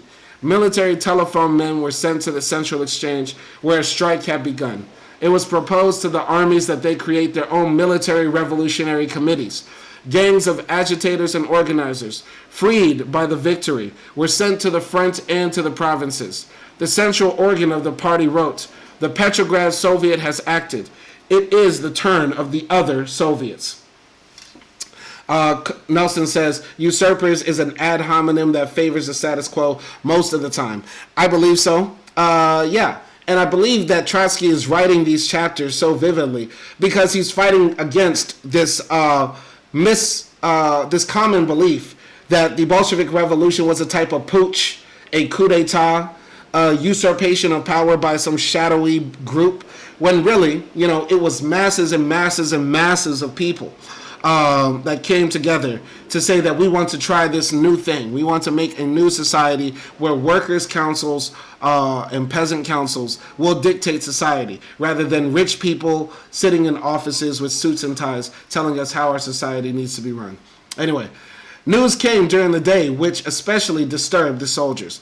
Kornilov has escaped. As a matter of fact, the lofty captive who had been living in Baikov, guarded by Tekinsky, loyal to him, and kept in touch with all events by Kerensky's headquarters, decided on the 26th that things were taking a serious turn, and without the slightest hindrance from anybody abandoned his pretended prison. Okay? Kornilov had escaped from prison. Okay, so basically the right-wing bastard is now back on the loose. Okay. The connections between Kerensky and Kornilov were thus again obviously confirmed in the eyes of the masses. The Military Revolutionary Committee summoned the soldiers and the revolutionary officers by telegram to capture both former commanders-in-chief and deliver them in Petrograd. As had the Tauride Palace in February, so now Smolny became the focal point for all functions of the capital and the state. Here, all the ruling institutions had their seat. Here, orders were issued, and hither people came to get them. Hence, a demand went out for weapons, and hither came rifles and revolvers confiscated from the enemy. Arrested people were brought in here from all ends of the city. The injured began to flow in seeking justice. The bourgeois public and its frightened cab drivers made a great yoke-shaped detour to avoid the Smolny region. The automobile is a far more genuine sign of present-day sovereignty than the orb and scepter. Under the regime of dual power, the automobiles have been divided between the government, the Central Executive Committee, and private owners. Now all confiscated motors were dragged into the camp of the insurrection. The Smolny district looked like a giant military garage. The best of automobiles smoked in those days from the low-grade petrol. Motorcycles chugged impatiently and threateningly in the semi-darkness. Armored cars shrieked their sirens. Smolny seemed like a factory, a railroad, and power station of the revolution. A steady flood of people poured along the sidewalks of the adjoining streets. Bonfires were burning at the outer and inner gates. By their wavering light, armed workers and soldiers were belligerently inspecting passes. A number of armored cars stood shaking with the action of their own motors in the court. Nothing wanted to stop moving, machines or people. At each entrance stood machine guns abundantly supplied with cartridge belts. The endless, weakly lighted, gloomy corridors echoed with the tramping of feet, with exclamations and shouts. The arriving and departing poured up and down the broad staircase, and the solid human lava would be cut through by impatient and imperative individuals. Smolny workers, couriers, commissars, a mandate or an order lifted high on their hand, a rifle on a cord slung over their shoulder, or a portfolio under their arm. The Military Revolutionary Committee never stopped working for an instant. It received delegates, couriers, volunteer informers, devoted friends, and scoundrels. It sent commissars to all corners of the town, set innumerable seals upon orders and commands and credentials.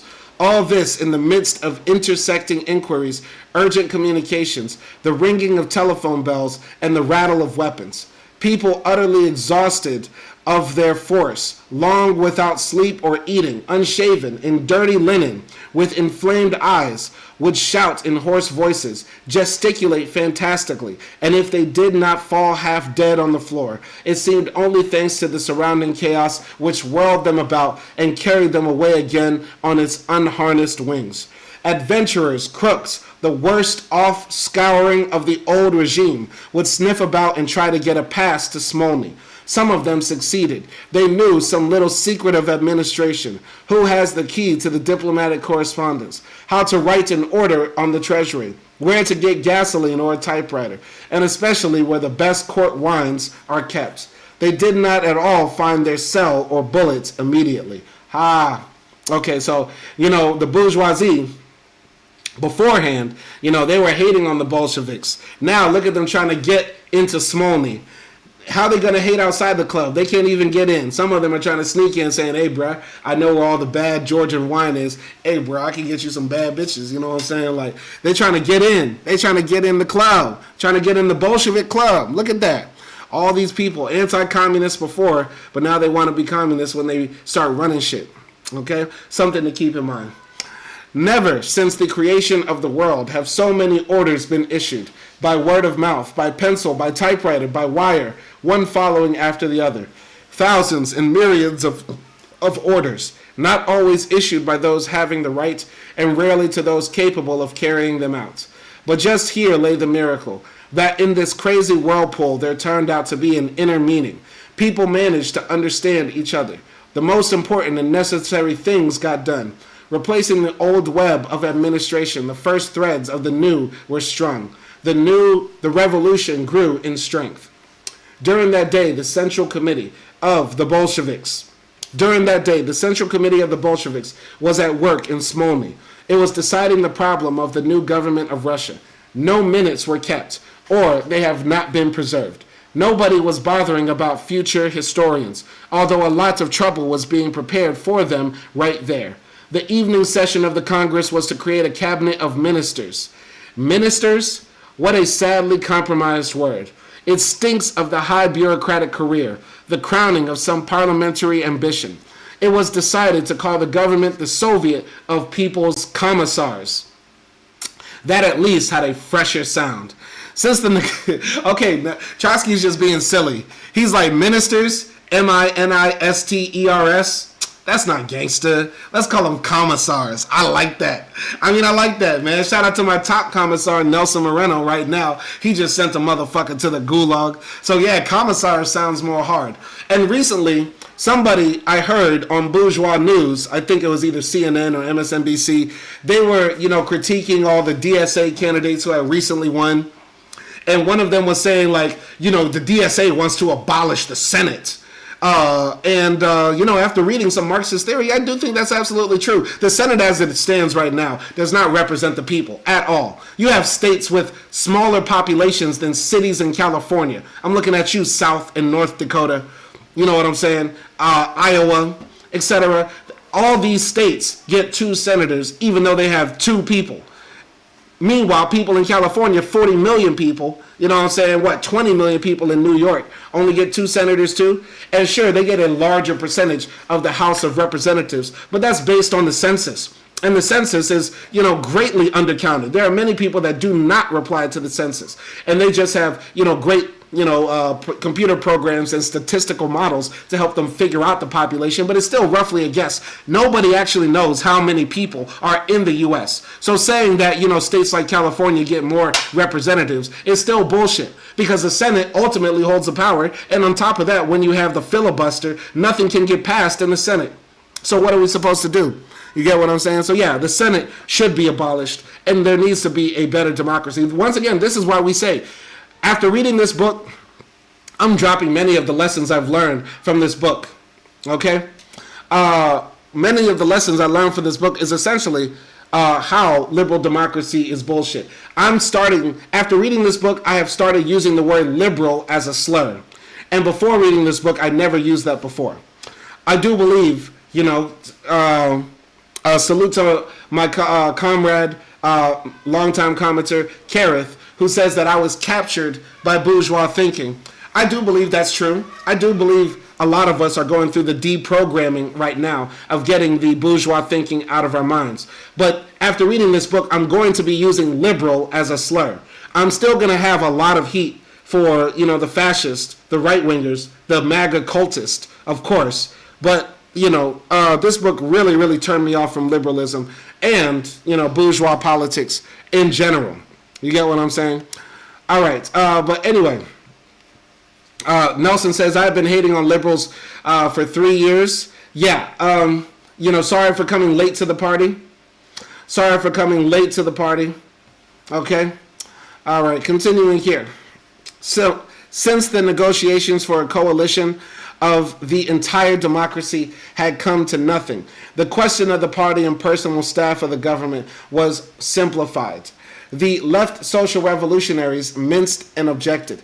Having just broken with the party of Kerensky, they themselves hardly knew what they wanted to do. The Central Committee adopted the motion of Lenin as the only unthinkable one, to form a government of Bolsheviks only. Okay. Nelson says, Gaza massively exposed liberals. Yeah. I mean, one of the defining political moments of my life was, becoming more and more aware of, how the people of Gaza are reflected, or how Palestinians in general, how they have been neglected and affected by American foreign policy for so long, has greatly shaped, my life in direct ways. And the final hurdle, and I'm still overcoming hurdles, but one of the largest hurdles, I'll say, that I had to overcome over the past few years is my Black American cultural chauvinism or nationalism, in the sense that, I was captured by FBA ADOS thinking for some time, essentially saying what happens in Gaza has no opinion on me. And to some degree, I'm actually happy it's happening to them because many of the Arabs are anti-black. Now, this is silly and silly in a lot of ways for reasons I've spoken about before. But if we think about it, one of the reasons that Osama flew them planes into the buildings was because of America's continued support for Israel and its treatment of the Palestinians, right?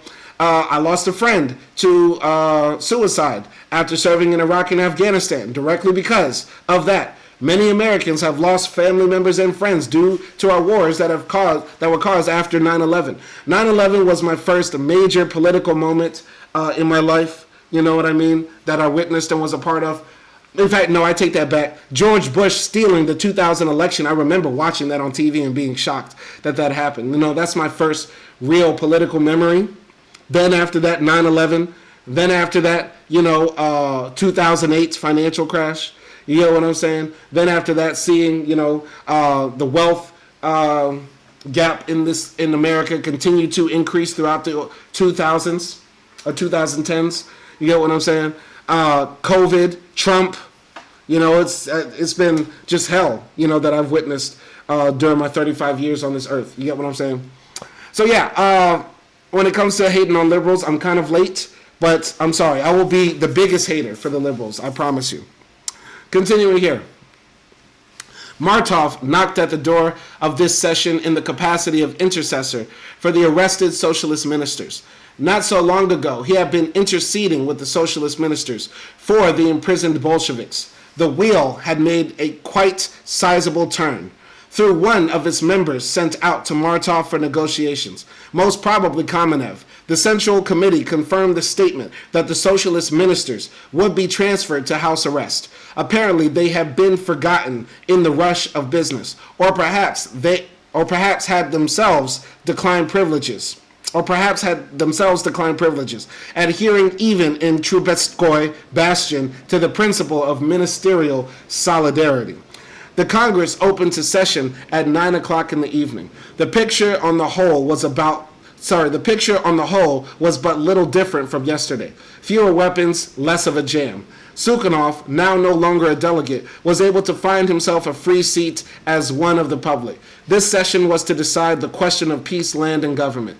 Only 3 questions: end the war, give the land to the people, establish a socialist dictatorship. Kamenev began with a report of the work done by the Presidium during the day. The death penalty at the front introduced by Kerensky abolished, complete freedom of agitation restored, orders given for the liberation of soldiers imprisoned for political convictions, and members of land committees, all the commissars of the provisional government removed from office. Orders given to arrest and deliver Kerensky and Kornilov. The Congress approved and ratified these measures. Again, some remnants took the floor, to the impatient disapproval of the hall. One group announced that they were withdrawing at the moment of the victory of the insurrection and not at the moment of its defeat. Others bragged of the day that they had decided to remain. A representative of the Donetsk miners urged immediate measures to prevent Kaledin from cutting the north off from coal. Some time must pass, however, before the revolution learns to take measures of such scope. Finally, it becomes possible to take up the first point on the order of the day. Lenin, whom the Congress has not yet seen, is given the floor for a report on peace. His appearance in the tribune evokes a tumultuous greeting. The trenched delegates gaze with all their eyes at this mysterious being, whom they had been taught to hate and whom they had learned without seeing him to love. Now Lenin, gripping the edge of the reading stand, let little winking eyes travel over the crowd as he stood there waiting, apparently oblivious to the long rolling ovation, which lasted several minutes. When it finished, he said simply, "We shall now proceed to construct the socialist order." Bars. Think about this, man. Lenin was a black gay trans woman in, early 20th century Russia, living on the fringes of society, hiding out in barns and couch surfing from people's houses, wanted by the government, could have been assassinated. And here comes Lenin in a sequin, diamond bestudded dress, form-fitting in nature, elegant as all can be. She comes to the stage, grabs the podium, and the Lenin's first words as she or he or they, the goddess, becomes the most powerful person in Russia. She says, "We shall now proceed to construct the socialist order." And the crowd goes crazy. Beautiful, beautiful, beautiful. Continuing here. The minutes of the Congress are not preserved.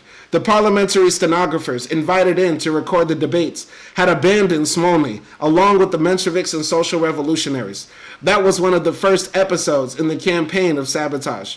The secretarial notes have been lost without a trace in the abyss of events.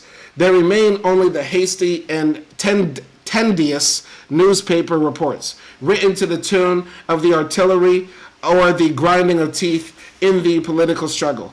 Lenin's speeches have suffered especially owing to his swift delivery and the complicated construction of his sentences. They are not easily recorded even in more favorable conditions. The initial statements which John Reed puts in the mouth of Lenin does not appear in any of the newspaper accounts, but it is wholly in the spirit of the orator. Reed could not have made it up. Just in that way, Lenin must surely have begun his speech at the Congress of Soviets. Simply, without unction, with flexible confidence, we shall now proceed to construct the socialist order. We shall now proceed to construct the socialist order. Something is just so ill about that. Once again, there's been great build-up in the story. I mean, this is Hollywood, bro. The way Trotsky puts this together is so fucking Hollywood. You know what I'm saying? You have so many instances where it's like one-liners are dropped, after the bad guy just got domed. The explosion happens behind, and then, Trotsky just drops a bar as he walks away in slow-mo. Like, we shall now proceed to construct the socialist order should be something that I think every, Marxist can quote. We shall now proceed to construct the socialist order. I'm sorry, I can't stop saying that. That just puts a smile on my face. Anyway, but for this, it was first of all necessary to end the war. From his exile in Switzerland, Lenin had thrown out the slogan, "Convert the imperialist war into a civil war." Now it was time to convert the victorious civil war into peace. The speaker began immediately by reading the draft of a declaration to be published by the government still to be elected. The text had not been distributed, technical equipment being still very weak. The Congress drank in every word of the document as pronounced. The workers' and peasants' government created by the Revolution of October 24th through the 25th and resting upon the Soviet of Workers, Soldiers, and Peasants Deputies proposes to all the warring peoples and their governments to open immediate negotiations for a just democratic peace. Just conditions exclude annexations and indemnities. By annexations is to be understood the forceful accession of alien peoples or the retention of them against their will, either in Europe or in remote lands over the seas. Herewith, the government declares that it by no means considers the above indicated conditions of peace ultimative. That is, it agrees to examine any other conditions, demanding only the quickest possible opening of negotiations and the absence of any secrecy in their conduct. On its part, the Soviet government abolishes secret diplomacy and undertakes to publish the secret treaties concluded before October 25th and 1917. Everything in those treaties directed toward the accruing of profit and privilege to the Russian landlords and capitalists and the oppression of other peoples by the great Russians, the government declares unconditionally and immediately annulled. In order to enter upon negotiations, it is proposed to conclude an immediate armistice for not less than 3 months at least. The workers' and peasant government addresses its proposal simultaneously to the government and peoples of all warring countries, especially the conscious workers of the 3 most advanced countries, England, France, and Germany, confident that it is they who will help us successfully carry through the business of liberating the toilers and the exploited masses of the population from all slavery and all exploitation. Lenin dropping Order 66. Yes, Nelson is in the chat. Finally, he's plugged in. My nigga is plugged in for real, for real.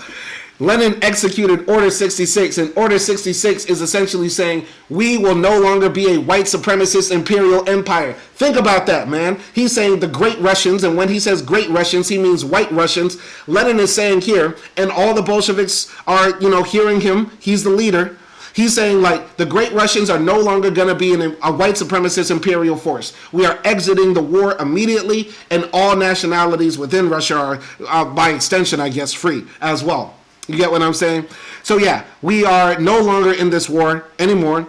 And on top of that, there's no more secret diplomacy. Any backroom deals between diplomats, bureaucrats, business people, made in these smoke-filled rooms in the back. No more secret diplomacy. And this is very important for us. This is very important for us because this is how we found out about Sykes-Picot. Trotsky is not going to write about that. But that's how we found out about Sykes-Picot. And if you don't know what Sykes-Picot is, it's essentially when the British and the French decided they're going to carve up the Middle East just with a ruler and lines on paper, and essentially created all the fuck shit that we now live with in our current day. You know what I mean? Whether it be, Iraq and Iran hating each other, whether it be Syria being a failed state, Jordan essentially being owned by the Americans, Israel being the owners of America, and the Palestinians getting fucked from all sides. That's essentially Sykes-Picot. And we would not know about that had it not been for the Soviets, and especially Lenin saying no more secret diplomacy. And the reason Lenin is doing this, the reason Lenin, our beautiful trans black woman communist comrade, the reason Lenin is saying this is that, he wants the workers in England, France, and Germany to also join on the revolution. The goal is, of course, to spread the Russian Revolution, the Soviet Revolution, to the most advanced capitalist countries. That way, in their mind, they believe the revolution can succeed and total worker liberation can be found. Okay? So, Lenin limited himself to brief comments on the text of the declaration. We cannot ignore the governments. For them, the possibility of concluding peace will be delayed. But we have no right not to appeal at the same time to the people. The people and the governments are everywhere at variance, and we ought to help the people interfere in the matter of war and peace. We will, of course, defend in all possible ways our program of peace without annexations or indemnities, but we ought not to present our conditions in the form of an ultimatum, as that will make it easier for the government to refuse to negotiate. We will consider also every other proposal. Consider does not mean that we will accept it. The manifesto issued by the compromisers on March 14th proposed to the workers of other countries to overthrow the bankers in the name of peace. However, the compromisers themselves not only did not demand the overthrow of their own bankers, but entered into league with them. Now we have overthrown the government of the bankers. That gives us a right to summon the other peoples to do the same. We have every hope of victory. It must be remembered that we live not in the depths of Africa, but in Europe, where everything can become quickly known. Okay, a little bit of white chauvinism there, and a little bit of African obscurism. But what Trotsky is essentially saying here is that, or Lenin is saying here, is that, by giving out this order that we're going to leave the war, we're trying to, tell all the other workers in Europe that now is the time for revolution. All right?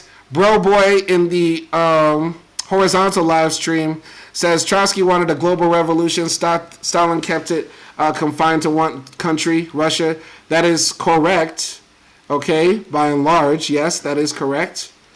I guess I'll ask, what do you think? What do you think? Anyway, continuing here. It must be remembered that we live not in the depths of Africa, says Lenin, but in Europe, where everything can become quickly known. The guarantee of victory Lenin sees, as always, in converting the national into an international revolution. The workers' movement will get the upper hand and lay down the road to peace and socialism. Okay? My guy, Nelson Moreno, asks, how many pages left? We got quite a few pages. We might be on live for another hour or so. So yeah, if you gotta go, you gotta go. I'll see you later, alligator. You're always welcome back, and thank you for being here. Anyway, the left social revolutionaries sent up a representative to present their adherence to the declaration. Its spirit and meaning are close and understandable to us. The United Internationalists were for the declaration, but only on condition that it be issued by a government of the entire democracy. Lapinski, speaking for the Polish left Mensheviks, welcomed the healthy proletarian realism of the document. Zezerinsky for the social democracy of Poland and Lithuania, Stuchka for the social democracy of Latvia, Kapuskas for the Lithuanian social democracy adhered to the declaration without qualification. The only objection was offered by the Bolshevik, Eremeev, who demanded that the peace conditions be given the character of an ultimatum. Otherwise, they may think that we are weak, that we are afraid. Lenin decisively, even fiercely, objected to the ultimate presentation of the conditions. In that way, he said, we will only make it possible for our enemies to conceal the whole truth from the people, to hide the truth behind our irreconcilability. You say that our not presenting an ultimatum will show our impotence. It is time to have done with bourgeois falsities in politics. We need not be afraid of telling the truth about our wariness. The future disagreement of Brest-Litovsk gleam out for a moment already in this episode. Very interesting. Okay? So, very interesting. If I understand right,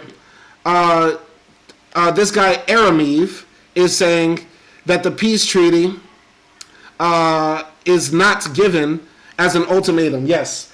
So this other Bolshevik, Eremeev, is saying like, yo, Lenin, let's not send this proposal that we're going to leave the war, that we don't want any more imperialism, and that we're going to publish all the secret documents. Let's not send that as an ultimatum, because that will come across as weak.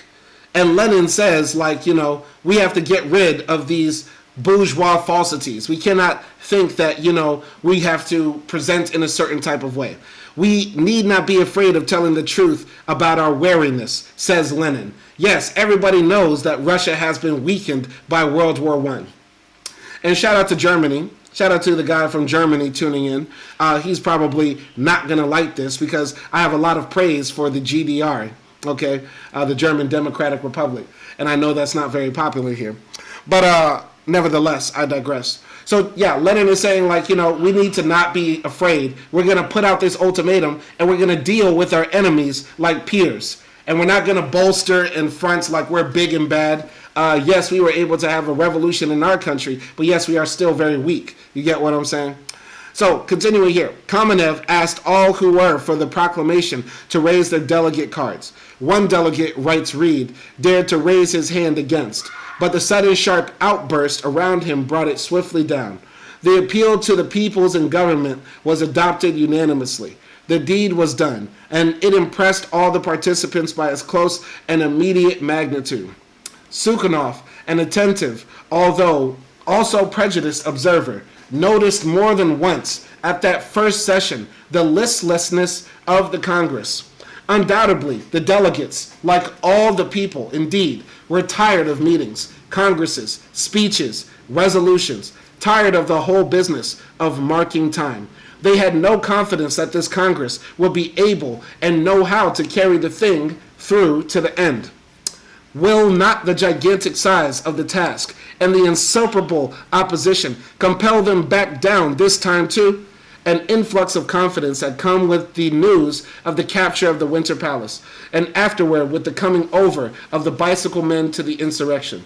But both these facts still had to do with the mechanics of insurrection. Only now was its historic meaning becoming clear in action. The victorious insurrection had built under this Congress of workers and soldiers an indestructible foundation of power. The delegates were voting this time, not for a resolution, not for a proclamation, but for a governmental act of immeasurable significance. Very interesting. So they were transmitting, the democratic practices of these Soviet halls, voting in mass on resolutions and stuff. But now they had taken that democratic power all the way to, seizing the reins of power, seizing the state, and making something new. And very interesting here that Trotsky is saying, the Bolsheviks and the people were able to seize the state and make something new, but it was sort of like it wasn't conscious in a way. Like they just sort of did it in the sense that, they weren't saying this is the new organ. They did give a new name to the organ, but it wasn't like, okay, that one is done and now this one is doing this and we're following the book, exactly what Lenin said. It's sort of like, no, it was sort of like a natural process and outgrowth. All right. So continuing here. Listen, nations, the revolution offers you peace. It will be accused of violating treaties, but of this it is proud. To break up the leagues of bloody predation is the greatest historic service. The Bolsheviks have dared to do it. They alone have dared. Pride surges up of its own accord. Eyes shine. All are on their feet. No one is smoking now. It seems as though no one breathes. The presidium, the delegates, the guests, the sentries join in a hymn of insurrection and brotherhood. Suddenly, by common impulse, the story will soon be told by John Reed, observer and participant, chronicler and poet of the insurrection.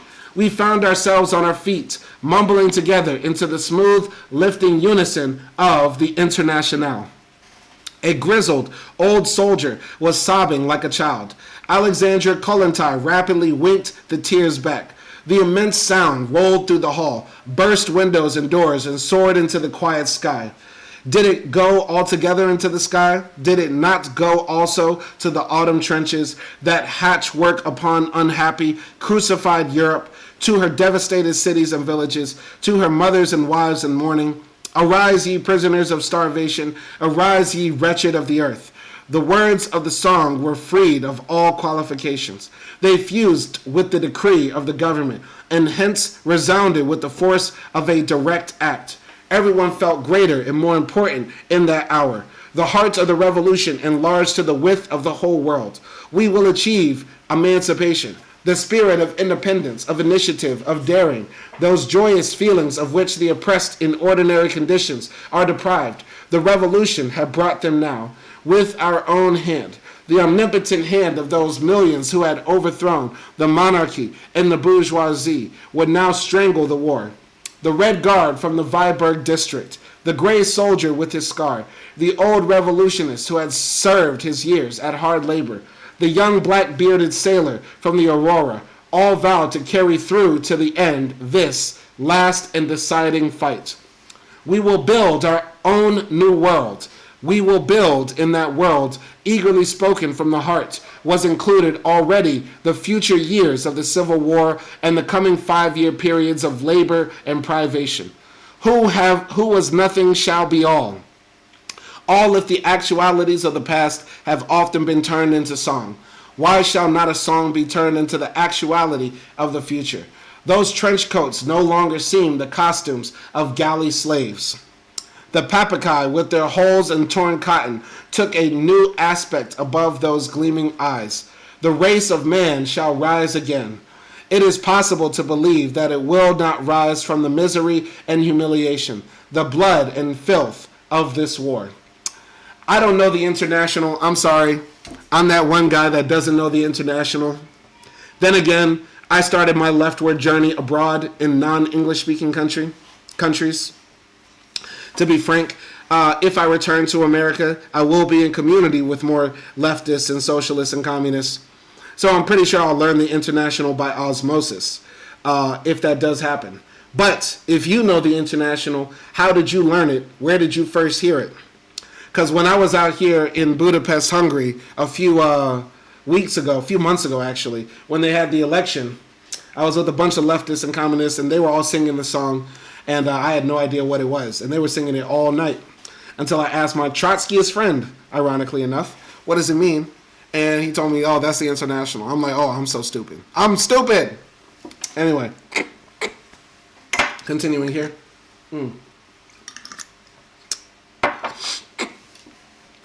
The whole presidium, with Lenin at its head, stood and sang with excited and raptured faces and shining eyes. Thus testifies a skeptic gazing with heavy feelings upon an alien triumph. How much I wanted to join it, confesses Sukhanov, to fuse in one feeling and mood with that mass and its leaders. But I could not. The last sound of the anthem died away, but the Congress remained standing, a fused human mass enchanted by the greatness of that which they had experienced.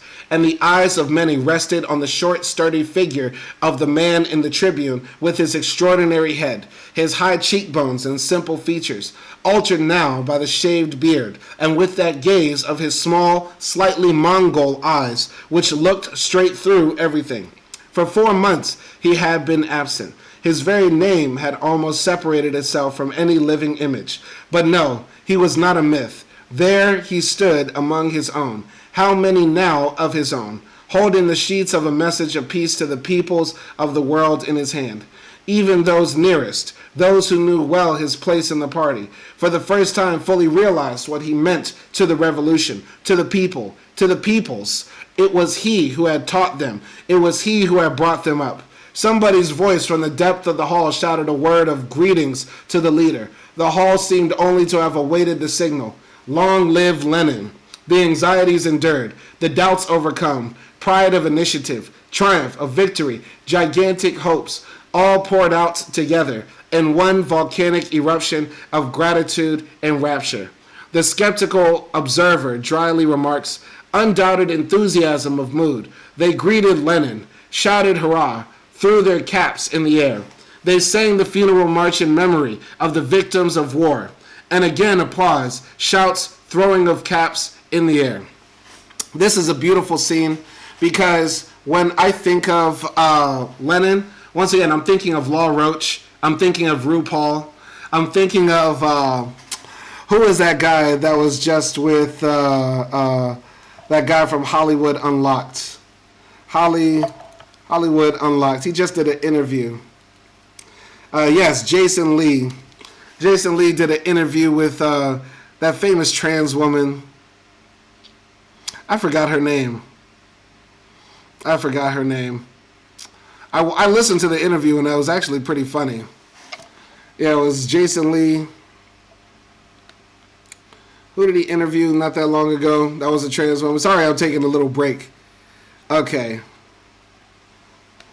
Jason Lee interviews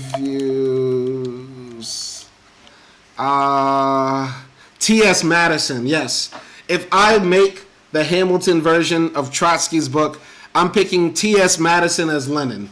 And this scene is going to be so beautiful because all the people are going to be clapping, long live Lenin, and T.S. Madison is just going to say, bow and show a lot of breasticle. Show a lot of cleavage. Anyway, T.S. Madison. Anyway, what the Congress experienced during those minutes was experienced on the next day, although less compactly by the whole country. It must be said, writes Stankovich in his memoirs, that the bold gesture of the Bolsheviks, their ability to step over the barbed wire entanglements, which had for years divided us from the neighboring peoples, created of itself an enormous impression. Baron Budberg expresses himself more crudely, but no less succinctly in his diary. The new government of Comrade Lenin went off with a decree for immediate peace. This was now an act of genius for bringing the soldier masses to his side. I saw this in the mood of several regiments, which I made the rounds of today. The telegram of Lenin on an immediate 3-month armistice and then peace created a colossal impression everywhere and evoked stormy joy. We have now lost the last chance of saving the front. By saving the fronts which they had ruined, those men had long ceased to mean anything but saving their own social positions. If the revolution had had the determination to step over the barbed wire entanglements in March and April, it might still have soldered the army together for a time, provided the army was at the same time reduced to half or a third its size, and thus created for its foreign policy a position of exceptional force. But the hour of courageous action struck only in October, when to save even a part of the army for even a short period was unthinkable. The new government had to load upon itself the debt, not only for the war of Tsarism, but also for the spendthrift light-mindedness of the provisional government. In this dreadful and for all other parties hopeless situation, Only Bolshevism could lead the country out on an open road, having uncovered through the October Revolution inexhaustible resources of national energy. Shout out to my comrade Kareth. He says, pause. Okay, once again, it's very interesting. When you bring up trans people, now everybody wants to come out the woodwork. People be watching silently, then you mention a trans person, then they jump out the window. But why pause? We don't pause for Lenin. We know Lenin was the most successful revolutionary of the 20th century. He was a man that changed the world. And he's one of our ideological and intellectual forefathers when we think about anti-imperialism and anti-capitalist struggle. So why do you want to pause just because we bring up the fact that he, she, they, the goddess, was a black gay communist trans woman who was homeless as well? Okay? Why? Lenin is again in the Tribune, this time with the little sheets of a decree on land. He begins with an indictment of the overthrown government and the compromisist parties, who by dragging out the land question have brought the country to a peasant revolt. Their talk about pogroms and anarchy in the country's rings, false with cowardly deceit. Where and when have pogroms and anarchy have been caused by reasonable measures? Their talk about pogroms and anarchy in the country rings false with cowardly deceit. Where and when have pogroms and anarchy been caused by reasonable measures? The draft of the decree has not been multigraphed for distribution. The speaker has the sole rough draft in his hands, and it is written so badly, Sukhanov remembers, that Lenin stumbles in the reading, gets mixed up, and finally stops entirely. Somebody from the crowd jammed around the Tribune comes to his help. Lenin eagerly yields his place and the undecipherable paper. These rough spots did not, however, in the eyes of that plebeian parliament, diminish by an iota the grandeur of which was taking place. So basically, Lenin just said, we're going to start building socialism. What was our phrase? Let us start the socialist construction of society. You get what I'm saying? So Lenin has his first decree about, the land reforms that the Bolsheviks are going to do. And because Lenin's nails are so long, Lenin's got the very long acrylic joints. Remember, if you've seen the movie Baps with Halle Berry, Baps had, the characters had the beehives and the long nails. Lenin couldn't write out the first decree because he didn't have enough time to pop off the acrylics. You get what I'm saying? So he had to, try to pen it, and other people had to help him read it. Okay? So the essence of the decree is contained in 2 lines of the first point. The landlord's property in the land is annulled immediately and without any indemnity whatever. This is the thing. I'm sure a lot of people would agree with Lenin's policies right now. Imagine all landlord property is gone, and you get no fucking, reparations for us seizing your landlord property. A lot of people would like that right now. No more rent. We having no more rent parties, my nigga. I'm buying more Steve Harvey suits, bitch. I'm buying more Steve Harvey suits if I don't gotta pay the rent, for real. The landlord's property in the land is annulled immediately and without any indemnity whatever.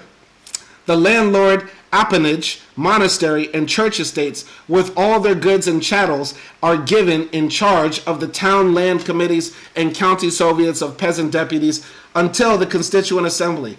The confiscated property is placed as a national possession under the protection of the local soviets. The land of the rank-and-file peasants and rank-and-file Cossacks is protected against confiscation. The whole decree does not come to more than 30 lines. It smashes the Gordian knot with a hammer. I think, wouldn't it make better to cut it with some scissors or a knife? But I guess. Anyway. To the fundamental text, certain broad instructions are adjoined, borrowed wholly from the peasants themselves. In Izvestia of the Peasant Soviet, there had been printed on August 19th a summary of 242 instructions given by the electors to their representatives at the First Congress of Peasant Deputies.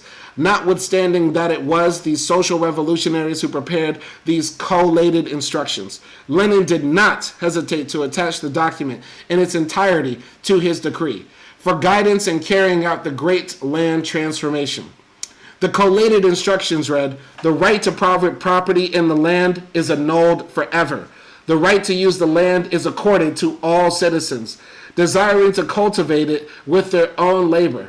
Hired labor is not permitted. The use of land must be equalized. That is, the land is to be divided among the toilers according to local conditions on the basis of standards either of labor or consumption.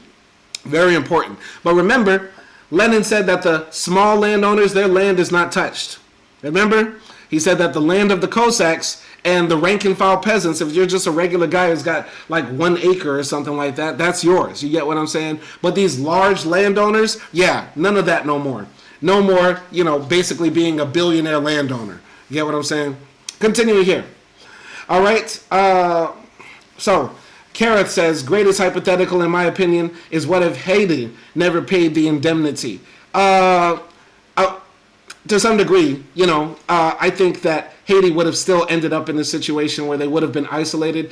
Remember, many of the countries did not recognize Haiti, even if, they started paying the indemnity and made those regular payments for France for over 100 years. You get what I'm saying? It was a long time until the U.S. recognized them and other European nations recognized them. Or if I got history wrong, they started paying the indemnity to make other countries recognize them. I could easily see that Haiti doesn't pay the indemnity, and then, the Dominican Republic is encouraged to, just conquer all of Hispaniola and subjugate the Haitian people. Maybe even reinstituting slavery. I don't know. Anyway, on topic, guys, on topic.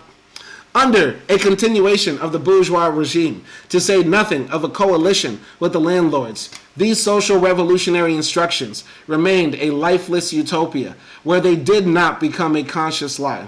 Even under the rule of the proletariat, they did not become realizable in all their sections. But the destiny of the instructions radically changed with a change in the attitude toward them of the governmental power. The workers' state gave the peasants a period in which to try out their self-contradictory program in action. The peasants want to keep their small properties, wrote Lenin in August, standardize them on a basis of equality, and periodically re-equalize them. Let them do it. No reasonable socialist will break with the peasant poor on that ground. If the lands are confiscated, that means that the rule of the banks is undermined. If the equipment is confiscated, that means that the rule of capital is undermined. The rest, with the transfer of political power to the proletariat, will be suggested by practice. Very interesting what Lenin is saying right here.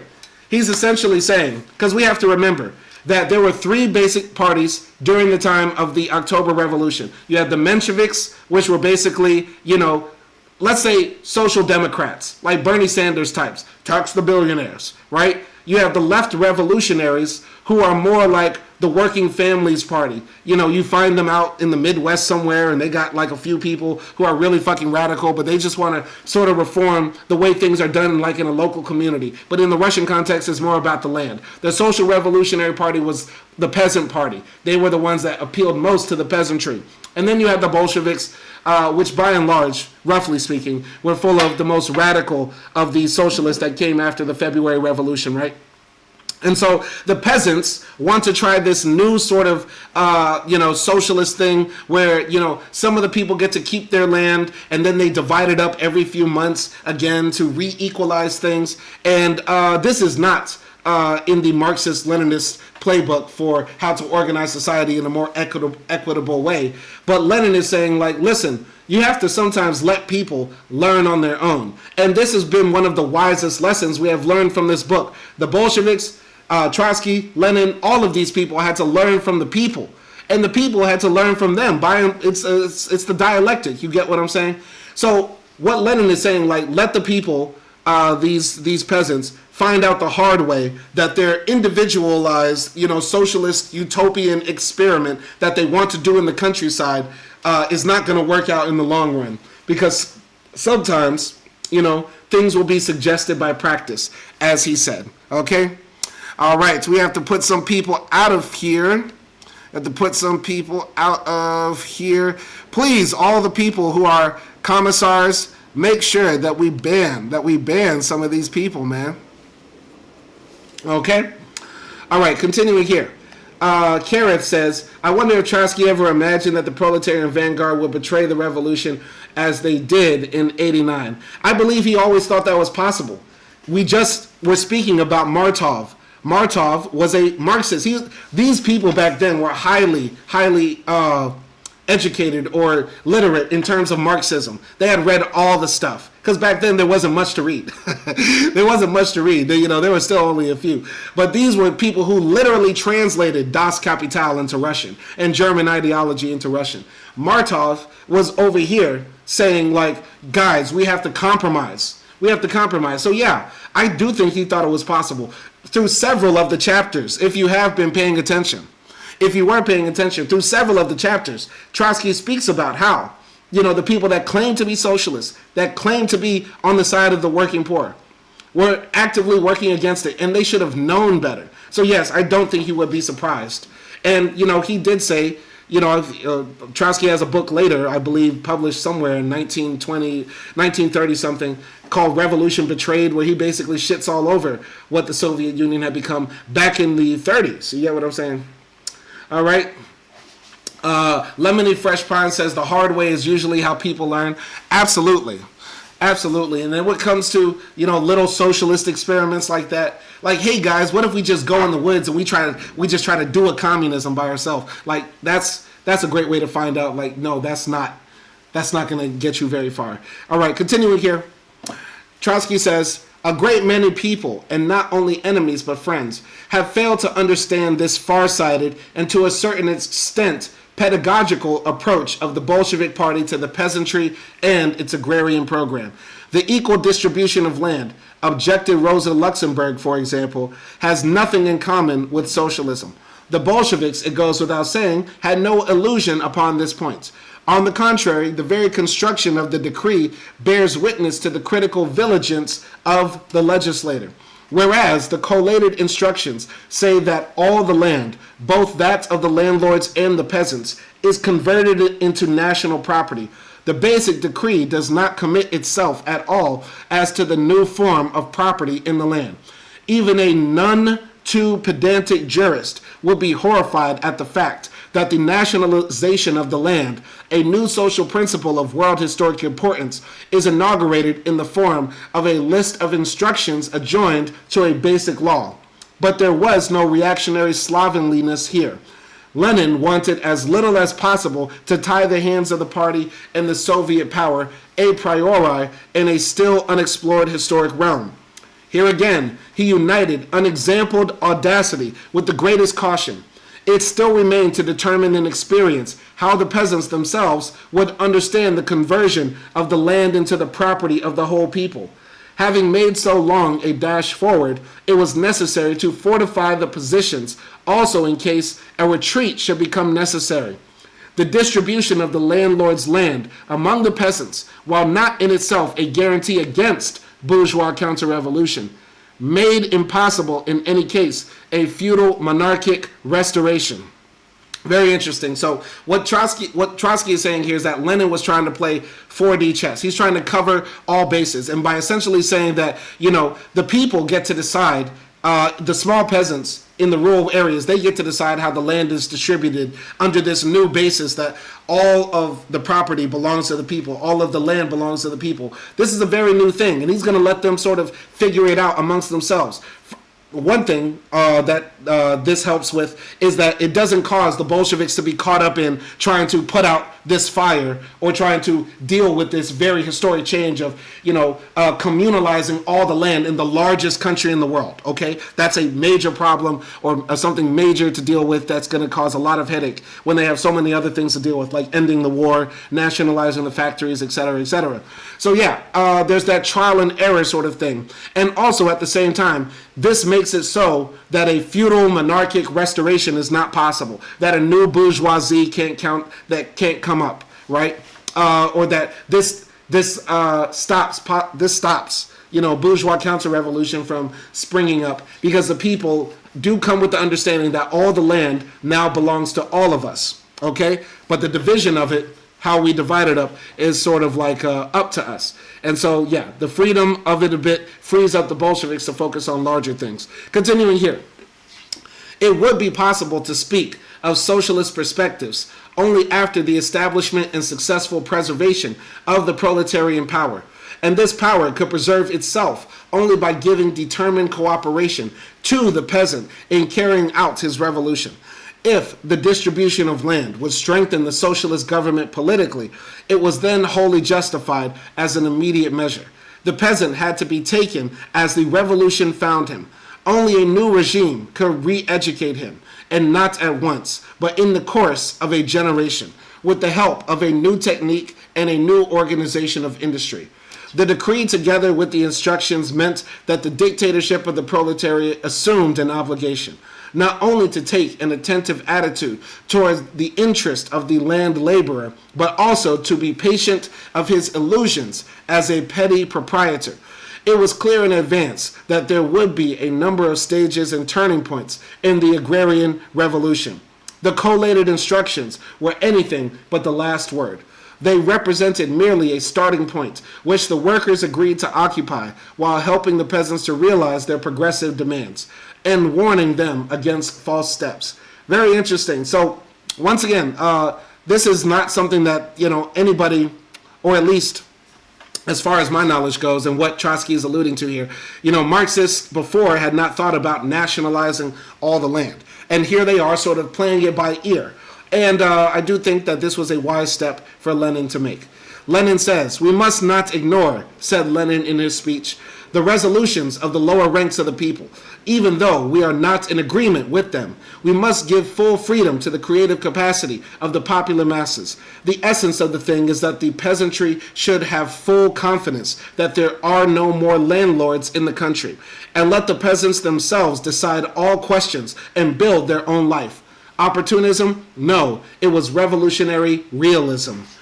Before even the applause was over, a right social revolutionary, Piankin, arrived from the Peasants' Executive Committee and took the floor with a furious protest on the subject of the socialist ministers being under arrest. "During the last days," cried the orator, pounding the table as though beside himself, "a thing is on foot which has never happened in any revolution. Our comrades, members of the Executive Committee, Maslov and Salasin, are locked up in prison. We demand their immediate release. If one hair falls from their heads," threatened another messenger in a military coat, "to the Congress they both seem like visitors from another world."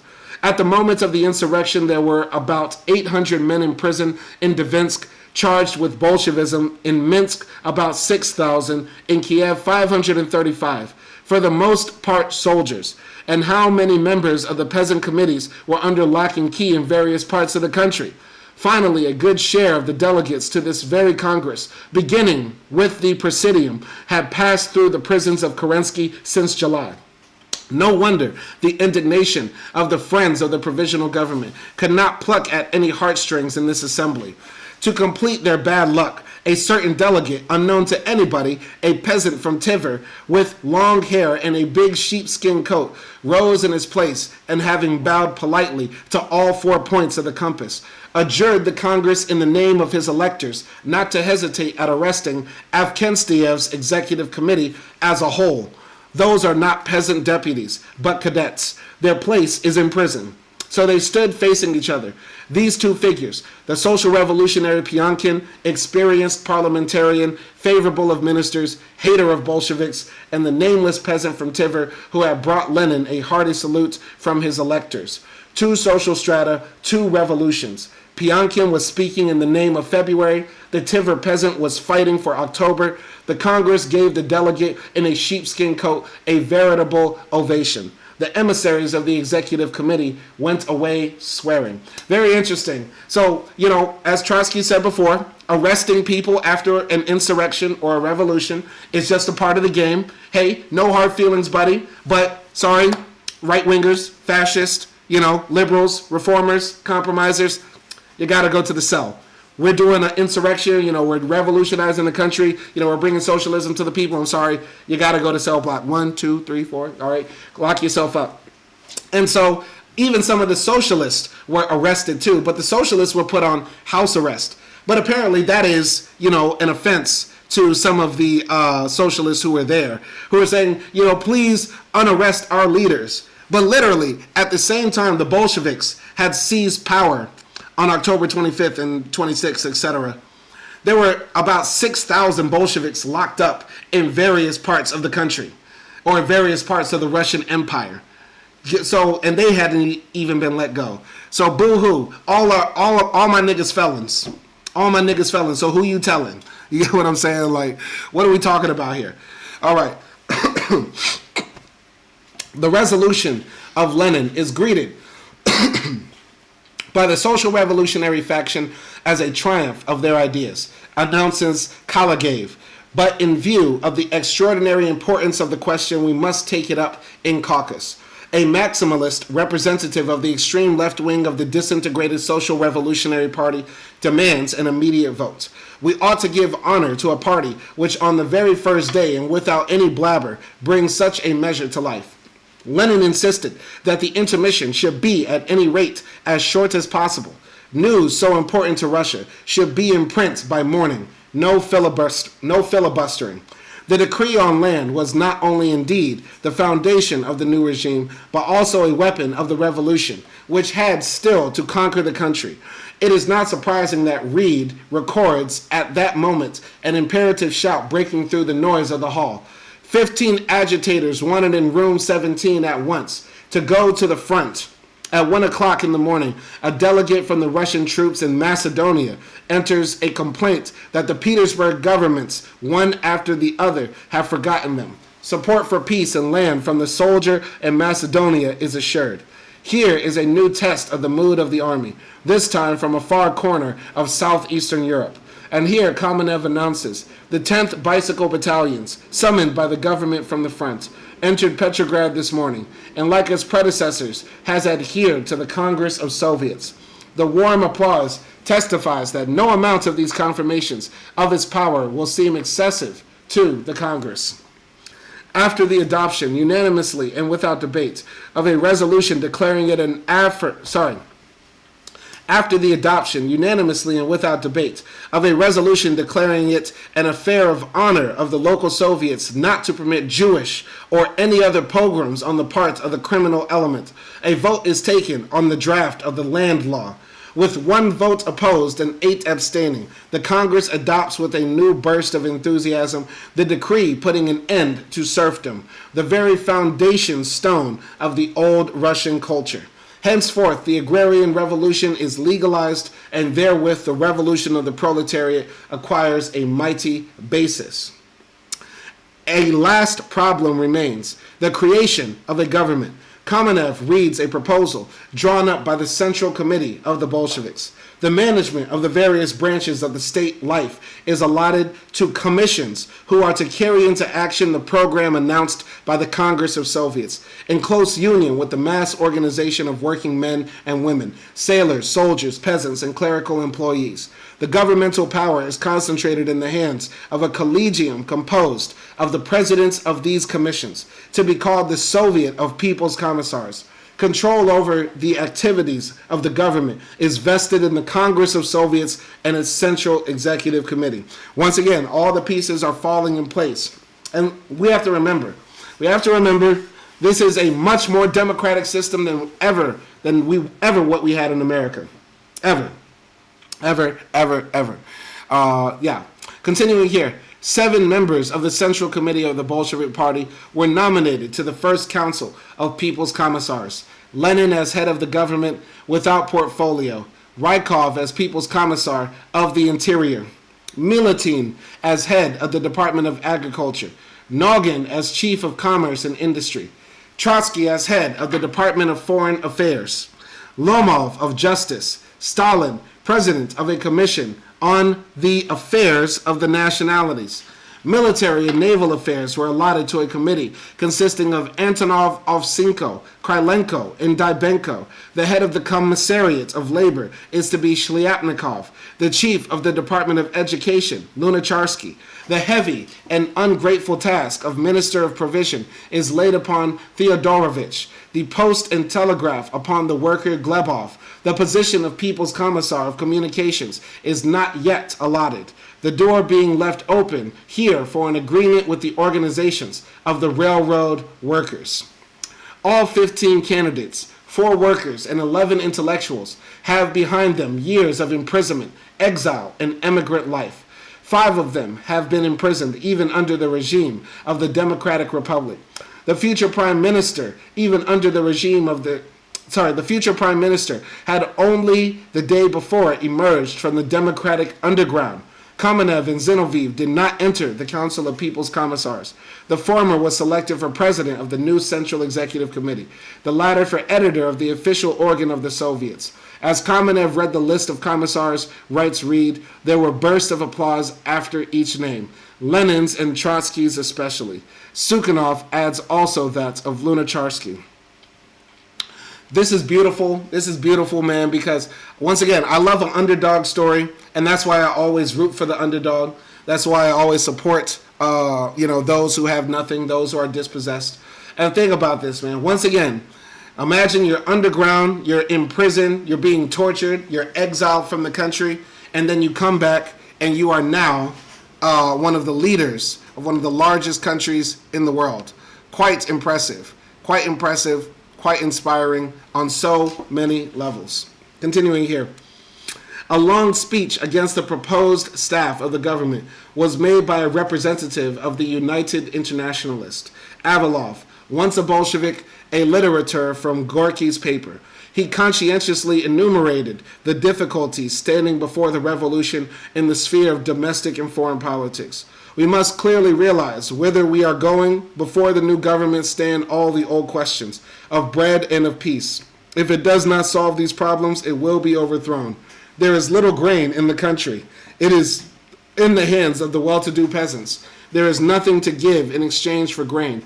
Industry is on the decline. Fuel and raw material are lacking. To collect the grain by force is a difficult, long, and dangerous task.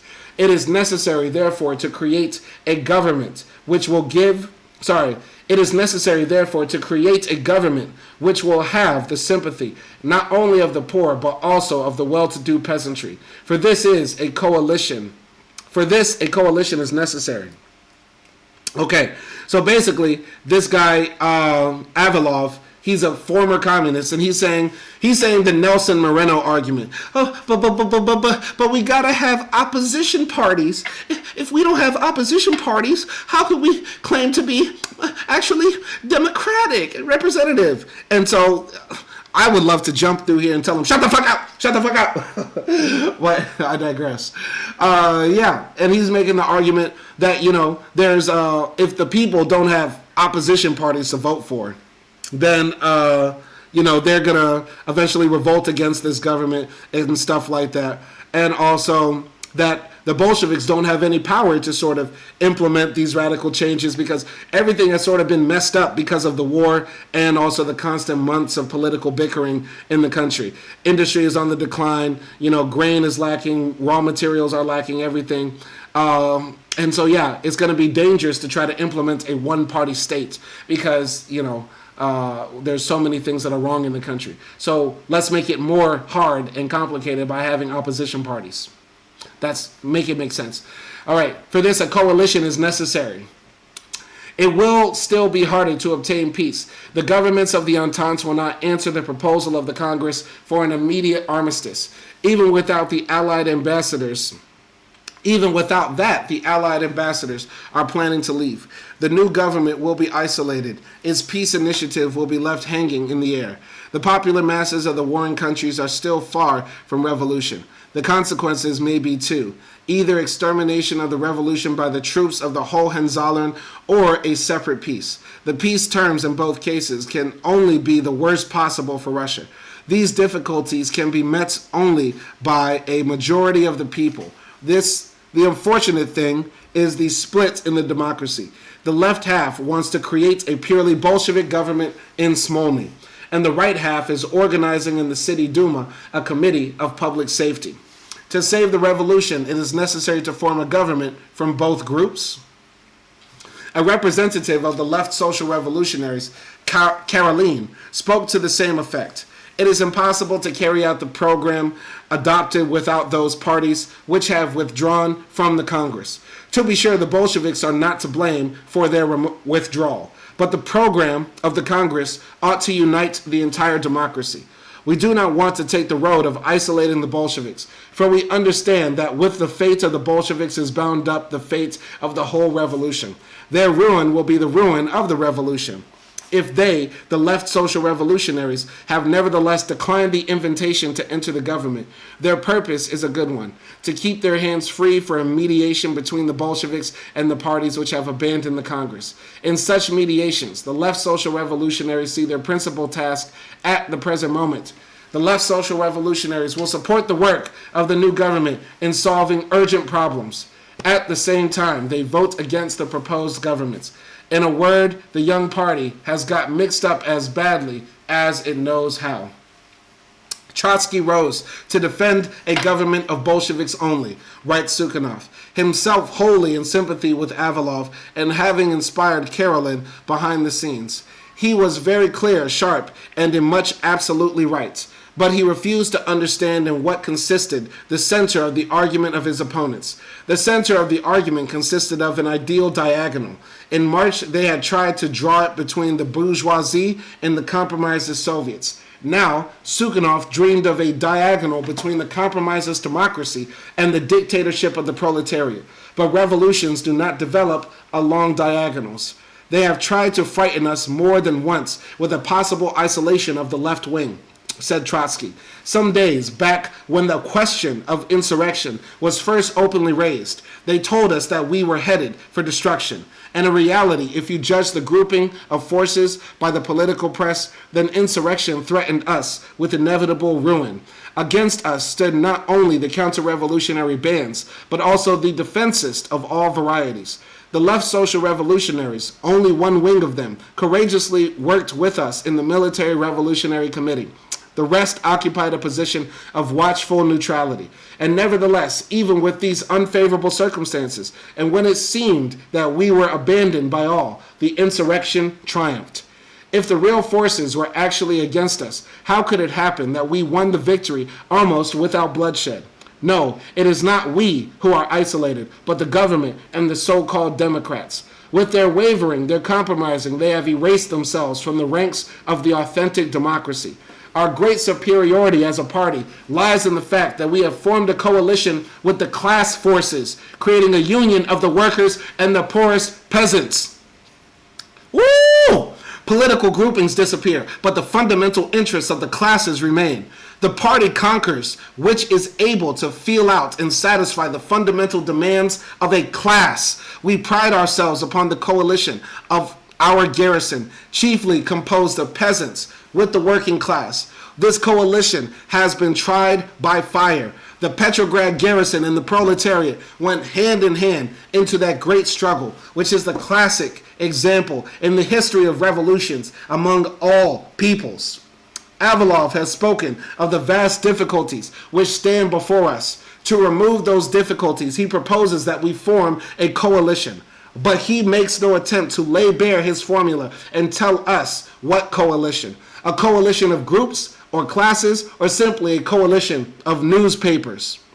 They tell us the split in the democracy is a misunderstanding. When Kerensky is sending shock troops against us, when the consent of the Central Executive Committee, we are deprived of the telephone at the most critical moments of our struggle with the bourgeoisie, when they deal us blow after blow, is it possible to talk of misunderstanding? Avilov says to us, there is little bread. We must have a coalition with the defensists. Do you imagine that this coalition will increase the quantity of bread? The problem of bread is the problem of a program of action.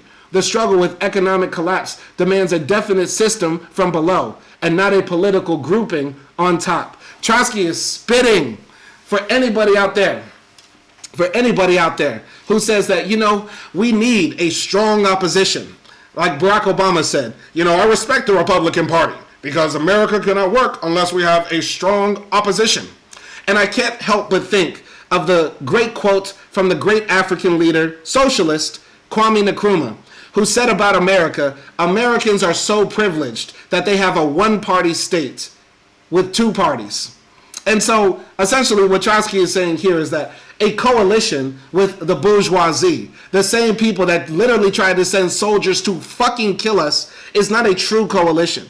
A coalition is when we get peasants and workers and people of various nationalities, of the various nationalities that comprise all of Russia, to come together under one banner, Bolshevism, and say that this country belongs to us, not to a bunch of folks in suits and sitting in air-conditioned rooms and smoking expensive cigars. The country, the land, the wealth of this nation belongs to us. Very, very, very impactful what he is saying here. What is the point of being in coalition with people if it's not going to put bread on the table? And if there is no bread in a country, that's not because the Democrats and the Republicans are not getting along. That's not what the problem is. You don't have bread because you don't have a proper system of growing food and of economic distribution. As we know right now, one of the primary reasons all of us should be communists is that we know that there is enough food in the world to feed everybody. There's enough material in the world to build a house for everybody. There's enough fresh water in the world to make sure that everybody can have access to it. It's not the amount of resources, it's the distribution of resources. And it does not matter about whether bourgeois parties at the top get along or not. I digress. Trotsky continues to spit fucking flaming bars. He says, Avalov speaks of a union with the peasantry. But again, of what peasantry is he talking? Today and right here, a representative of the peasants of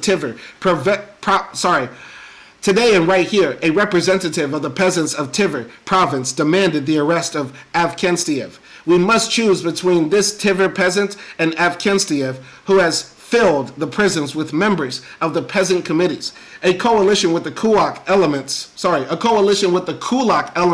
of the peasantry we firmly reject in the name of a coalition of the working class and the poorer peasant. We are with the Tver peasants against Avksenstiev. We are with them to the end and inseparably. All right? Okay. Kareth says this is literally what Traore has advocated. When will you all get off of Traore's nuts? When will you realize Toyota pickup truck coup d'etats are not the wavy thing they are? Okay? Traore is a bastard. How do you call yourself a Marxist, Kareth, when you are literally advocating for a bourgeois African revolution? These are bourgeois revolutions, okay? And what are you going to do when Traore decides to take some money from Israel, or to buy some weapons from Israel in the name of protecting national African sovereignty? Come on now. I'm already banned, and I probably got a hit list on me from a Burkinabe assassin.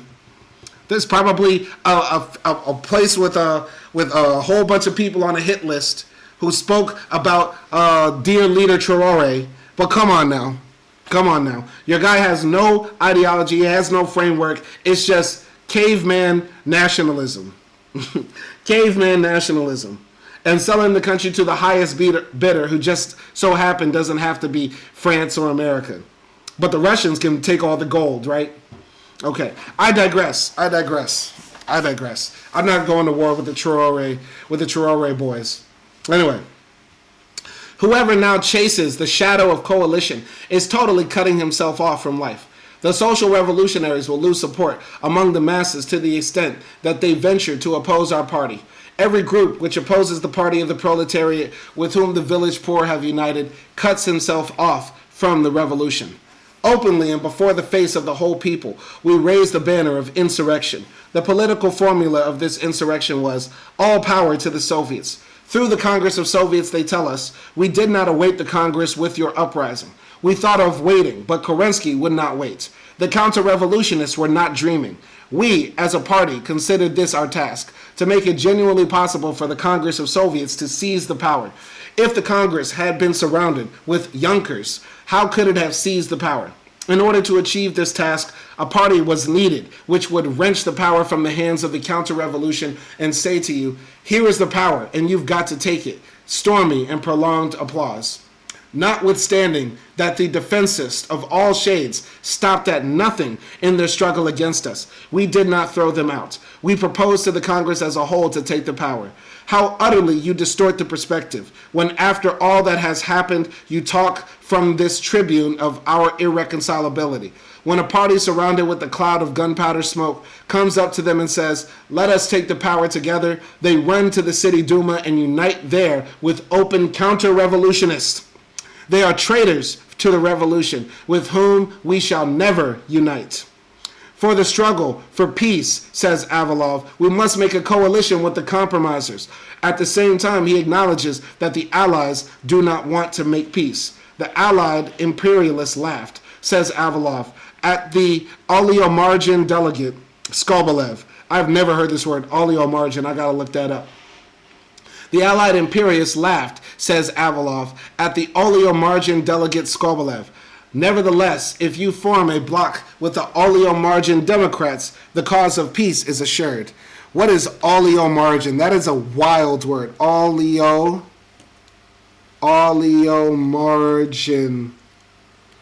Margin? Margarine?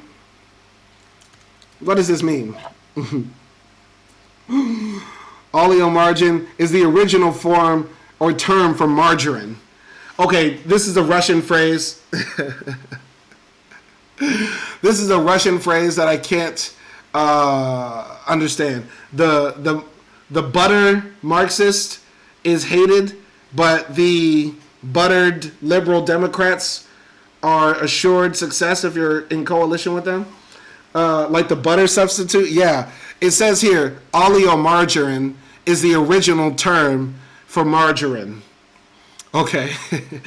All right, I guess. Anyway. All right.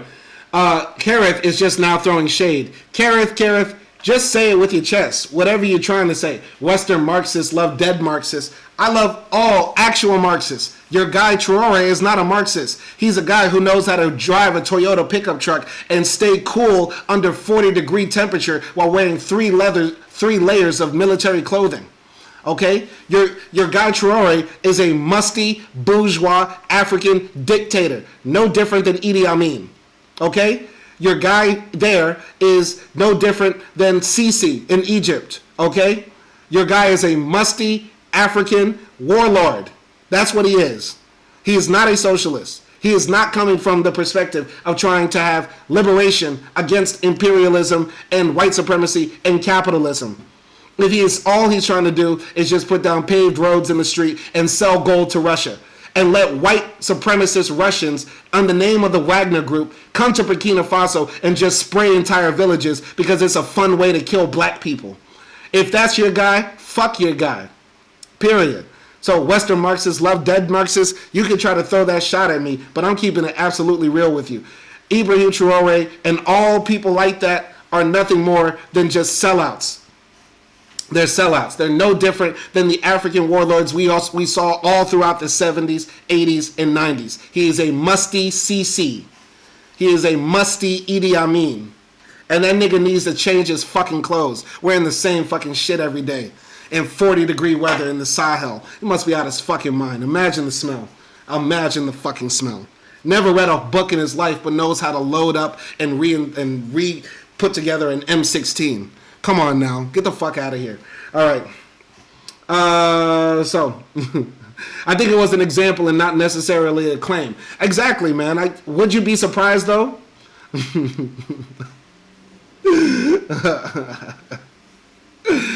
Okay.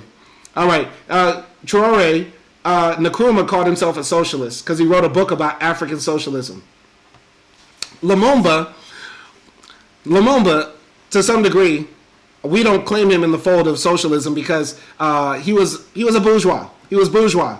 Let's keep it real. Lumumba is bourgeois. Okay?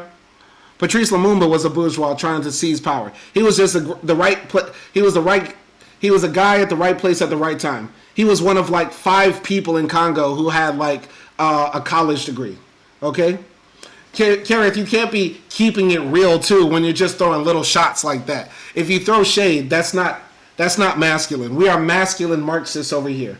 We say it with our chest. And I know I'm the one with the microphone, but you got enough time to type it out. You get what I'm saying?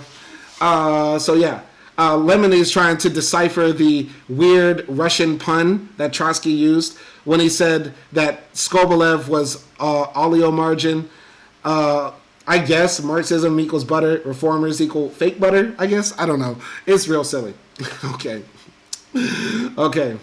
Harvester says Marx was the least masculine man who ever existed. Maybe that's true. I don't know. I don't care. Okay. How do you know he never read? Okay. Come on now. Come on now. Okay. Okay. Karen.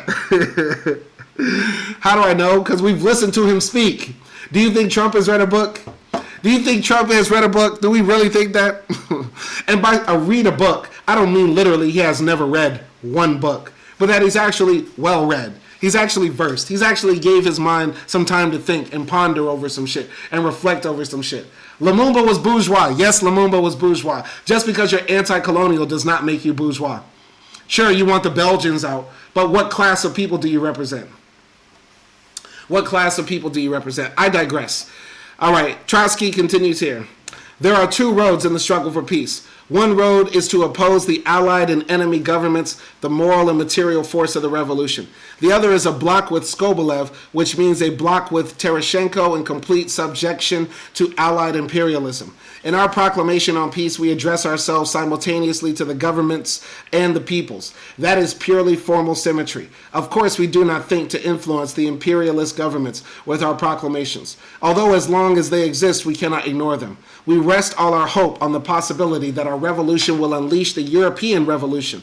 If the revolting peoples of Europe do not crush imperialism, then we will be crushed. That is indubitable. Either the Russian Revolution will raise the whirlwind of struggle in the West, or the capitalists of all countries will crush our revolution. There is a third road, says a voice from the benches. The third road, answers Trotsky, is the road of the Central Executive Committee. On the one hand, sending delegates to the West European workers, and on the other, forming a union with the Kishkins and Konovalovs. That is a road of lies and hypocrisy which we will never enter. Okay? So, of course, we do not say that the only day of insurrection of the European workers will be the day that the peace treaty is signed. This also is possible, that the bourgeoisie, frightened by an approaching insurrection of the oppressed, will hasten to make peace. The dates are not set. The concrete forms cannot be foretold. It is important and it is necessary to define the method of struggle, a method identical in both principle in foreign and domestic politics, a union of the oppressed here and everywhere. That is our road. Very interesting what Trotsky is saying here.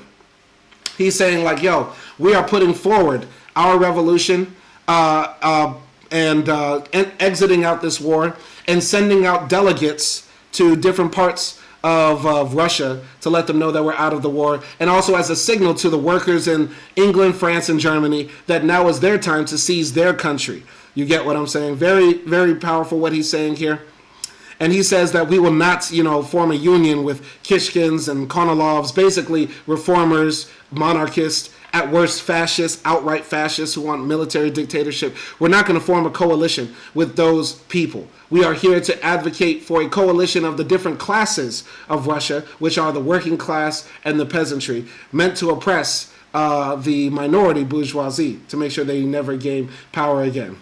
Okay? All right. So,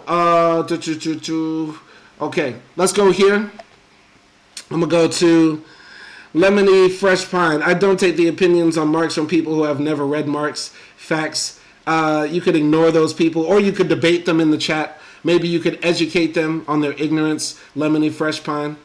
Shout out to Hexed. He says, down with imperialism. Absolutely. We need to end imperialism. And the first thing that Lenin said when he took the stand at the Congress of Soviets in Smolny, he said, we're going to construct socialism now, and the first thing we're doing is ending imperialism. We're not going to be a white supremacist imperial country.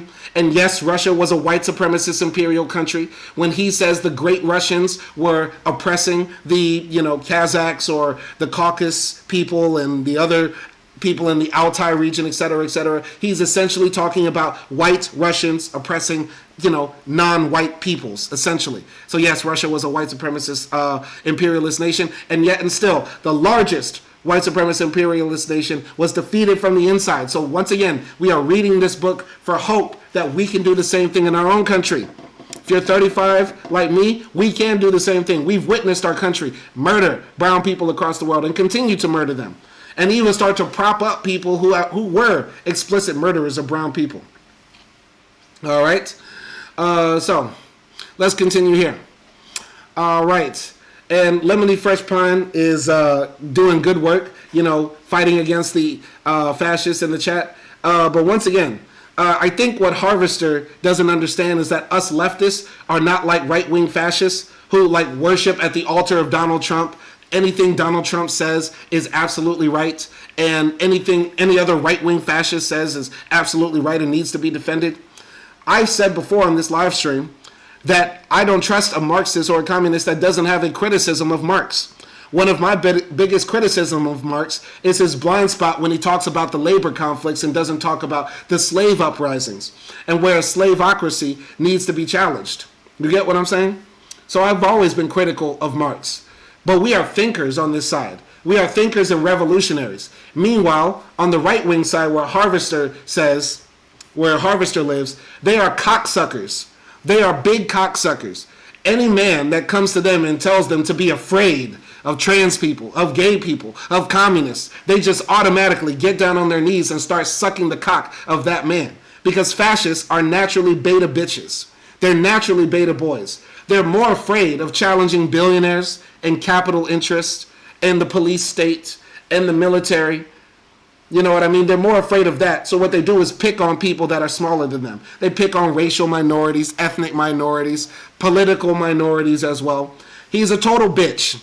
He's a total bitch. He's the type of man that would sit in the chair in the hotel while I fuck his wife. Okay? So that's all we got to say. That's all we got to say. All right. Continuing here. All right. So... Of course, we do not say that the only day of insurrection of the European workers will be the day that the peace treaty is signed. This also is possible, that the bourgeoisie, frightened by an approaching insurrection of the oppressed, will hasten to make peace. The dates are not set. The concrete forms cannot be foretold. It is important that it is necessary to define the method of struggle, a method identical in principle both in foreign and domestic politics, a union of the oppressed here and everywhere. That is our road. The delegates of the Congress, says John Reed, greeted him with an immense crusading acclaim, kindling to the daring of it, with the thought of championing mankind. At any rate, it could not have entered the minds of any Bolshevik at that time to protest against placing the fate of the Soviet Republic in an official speech in the name of the Bolshevik Party, in direct dependence upon the development of the International Revolution. The dramatic law of this Congress was that each significant act was concluded or even interrupted by a short intermission during which a figure from the other camp would suddenly appear under the stage and voice a protest or a threat or present an ultimatum. A representative of the VIXEL, the executive committee of the Railroad Workers Union, now demanded the floor immediately and on the instant. He must throw a bomb into the assembly before the vote was taken on the question of power. The speaker, in whose face Reed saw implacable hostility, began with an accusation. His organization, the strongest in Russia, had not been invited to the Congress. It was the Central Executive Committee that did not invite you. He was shouted at from all sides. But he continued, and be it known that the original decision of the VIXEL to support the Congress of Soviets has been revoked. The speaker hastened to read an ultimatum, already distributed by telegraph throughout the country. The VIXEL condemns the seizure of power by one party. The government ought to be responsible before the entire revolutionary democracy. Until the creation of a democratic government, only the VIXEL will control railroad lines. The speaker adds that the counter-revolutionary troops will not be admitted to Petrograd, but in general, the movement troops will henceforth take place only at the direction of the old Central Executive Committee. In case of repressions directed against the railroad workers, the VIXEL will deprive Petrograd of food. So here comes these, once again, another element of counter-revolution Trotsky brings up. And these are counter-revolutionary union leaders. And so basically these railroad union bosses are saying, hey, you guys are going to start forming a one-party state that's trying to dictate the proletariat's demands. We're going to shut down the railroads and we're not going to bring you food. Okay, so very interesting. Very interesting. Just being in a union, just being a union boss doesn't automatically make you a good guy. I forgot the name of the guy, but there was a major union boss. I believe he was from the AFL-CIO, the union leader of the largest union in America during the 2020 campaign, endorsed Donald Trump, the most anti-union president of all time. And how could you be a Republican in the right to work party? The party that wants to crush all unions throughout America, particularly in the South, where many people are moving to, and I don't understand why. Okay. All right. Anyway. Okay. Let's continue here. The Congress bristled under the blow. The chiefs of the railroad union were trying to converse with the representatives of the people as one government with another. When the workers, soldiers, and peasants take the administration of the state into their hands, the Vikzell presumes to give commands to the workers, soldiers, and peasants. It wants to change into petty cash the overthrown system of dual power, and thus attempting to rely not upon its numbers, but upon the exceptional significance of railroads in the economy and culture of the country. These Democrats of the Vikzell expose the whole frailty of the criterion of formal democracy upon the fundamental issues of a social struggle. Truly, revolution has a genius for education. Very interesting. So what Trotsky is saying here is that them threatening to shut off Petrograd with food and grain and water and what else, because trains are so essential to the city's survival, exposes that, life is not just about democracy and like who you vote for and who represents you. Life is about who actually controls the material wealth, the material interest, the means of production. Who controls the means of production. And so, Trotsky is saying like this exposure right here just breaks open any notion that, power is only in the hands of the people. No, power is in the hands of a small elite clique that controls the railroads, controls the oil fields, controls the gas pipelines, etc., etc. All right. So, Laser says, do you know Haas? We don't rock with Haas on this channel. That man is literally insane. I'm not going to go into a back and forth with any Haas supporters. I'm a member of the CPUSA, not the ACP. So no. I don't rock with Haas. There's nothing here, American Communist Party, none of that. And Harvester is just being ridiculous with the conspiracy theories here. This man just wants to argue with the wall. He wants to just argue with the wall. He's just, his brain has been 4chanified. That man's brain has been fried and 4chanified, hasn't it? Hey, thanks, Lemony Pine, for tackling that idiot. He's really dumb. Karen says, who is Haz? Haz is a Lebanese, Shia, Muslim, second generation American who started a communist party called the American Communist Party, which is essentially reactionary in the sense that, they don't recognize the aspects of racism, white supremacy, and imperialism that are a part of capitalism. They just want a sort of class-first basis for tackling communism. And also they're followers of a guy named, there was like this guy who formed a cult around himself in America. He was like a left-wing Trotskyist in America. I believe his name was LaRouche or something like that. And so he also falls in that trend of Western American, socialism. So it's just all a big mix of fucked up shit that they believe in. They generally are like pro-Trump communist. Pro-Trump communists, very nationalistic, therefore, kicking out all the immigrants and stuff like that. Lyndon LaRouche, I believe his name was. Yes, says Gareth, yeah. Okay. All right. All right. All right. Anyway, I'm going to continue here. Oh my God, Lemony is just going off on Harvester. It's hilarious. Okay. At any moment, the moment for this blow was not badly chosen by the compromisers. The faces of the Presidium were troubled. Fortunately, the VIXL was by no means unconditional boss on the railroads. In the local districts, the railroad workers were members of the city Soviets. Even here at the Congress, the ultimatum of the VIXL met resistance. The whole mass of the railroad workers of our district, said the delegate from Tashkent, have expressed themselves in favor of the transfer of power to the Soviets. Another delegate from railroad workers declared the VIXL a political corpse. That doubtless was exaggerated. Relying upon the rather numerous upper layers of railroad clerks, the VIXL had preserved more life force than the other higher-up organizations of the compromisers. But it belonged indubitably to the same type as the Army committees or the Central Executive Committee. Its star was swiftly falling. The workers were everywhere distinguishing themselves from the clerical employees. The lower clerks were opposing themselves to the higher. The impudent ultimatum of the VIXL would undoubtedly hasten these processes.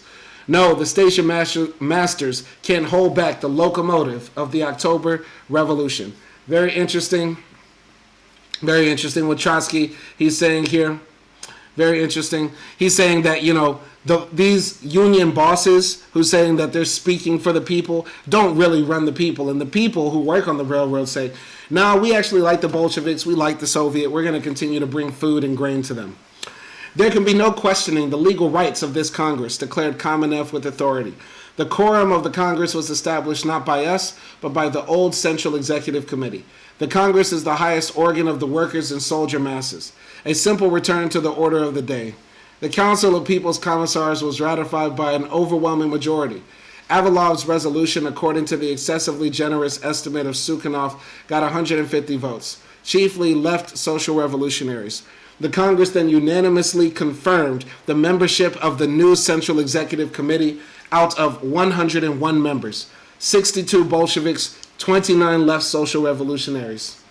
The Central Executive Committee was to complete itself in the future with representatives of the peasant Soviets and the re-elected army organizations.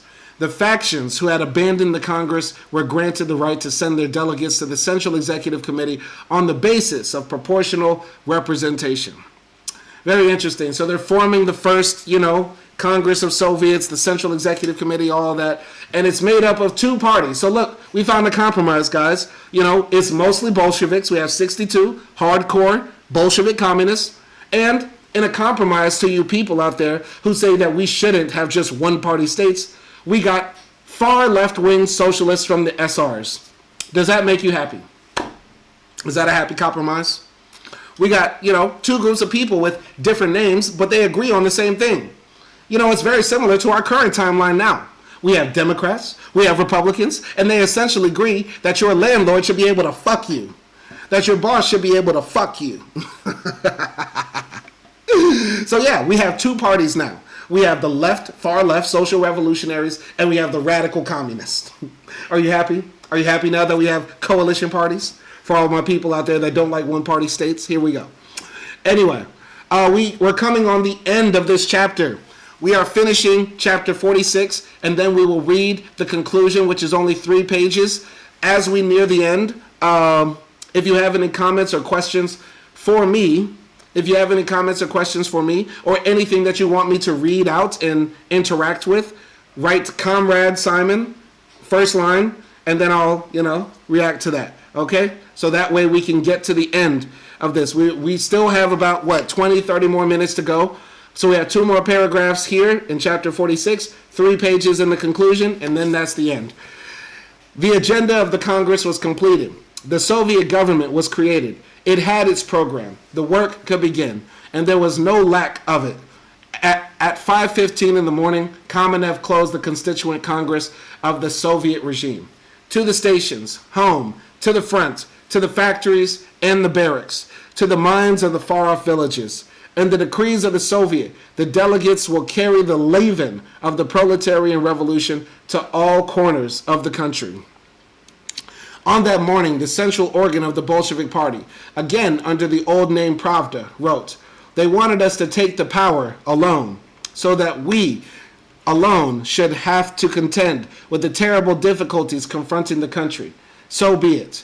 We take the power alone, relying upon the voice of the country and counting upon the friendly help of the European proletariat. But having taken the power, we will deal with the enemies of revolution and its saboteurs with an iron hand. They dreamed of a dictatorship of Kornilov. We will give them a dictatorship of the proletariat. Beautiful words. Let's go back to the beautiful words of our trans, black, communist leader, Lenin. Let's go back. We should make sure we memorize this in our minds and our hearts. When Lenin stood up in the Provisional Soviet Congress, what did he say? We are now doing the work of building socialism. Where is it? Where is it? Okay, that's when they started singing the International. Okay, immeasurable significance. This is when Lenin starts reading from the speech that he wrote with his long nails. Okay. All right. We shall now proceed to construct the socialist order. I'm going to save that. I'm going to save that. In fact, I'm going to make that a post on my channel right now. We shall now proceed. We shall now proceed to construct the socialist order. Yes, that is the play. We shall now proceed to construct the socialist order. I love that quote. I don't know why. Because I like victory. You know what I'm saying? I like niggas who win. You know what I mean? And that's one thing. Like, the thing is, I like underdogs and I also like winners. You know what I'm saying? I like winners and underdogs. And one of the reasons I'm a communist is that I do believe that, you know, the working class people, the poor, the dispossessed, the oppressed of the planet Earth do deserve everything in the world because they're the backbone of our modern world. Whether it be the child in the Congo digging out the mine, digging in a mine for the material to make the cell phone I'm talking to you on right now, or whether it be, you know, English teachers like me, whether it be doctors, nurses, street sweepers, garbage men, you know, bricklayers, construction workers, garbage men, all the people, man. The poor and the dispossessed of the earth deserve more than what they get right now. And that's why, you know, I'm a socialist. So they're underdogs, but they're also winners too. They're also winners because there's so much history to be drawn from where communists and the working people straight up kicked ass. You know what I'm saying? Very similar to why I became a Muslim. I became a Muslim because, you know, Muhammad wasn't a pussy ass bitch like Jesus. You know what I mean? Astaghfirullah. You know, because Isa is one of our prophets. But, you know, Muhammad wasn't hanging off a cross talking about, oh, my father, why did you fucking forsake me? Oh, daddy, why did you leave me here hanging? You know what I mean? Muhammad was a badass. Muhammad, you know, came back to Mecca and stood on the Kaaba like what? You know what I'm saying? What is black homie right there? You know what I'm saying? Defeated racism, defeated clanism, you know what I'm saying? Defeated all types of ignorance. You know what I'm saying? That's why, you know, I like underdogs and I like winners. And reading this story made me see so many winners in underdogs. You get what I'm saying? It's a, you know, it's a Hollywood blockbuster. You know what I mean? Somebody screenplay this and make this into a mega blockbuster movie.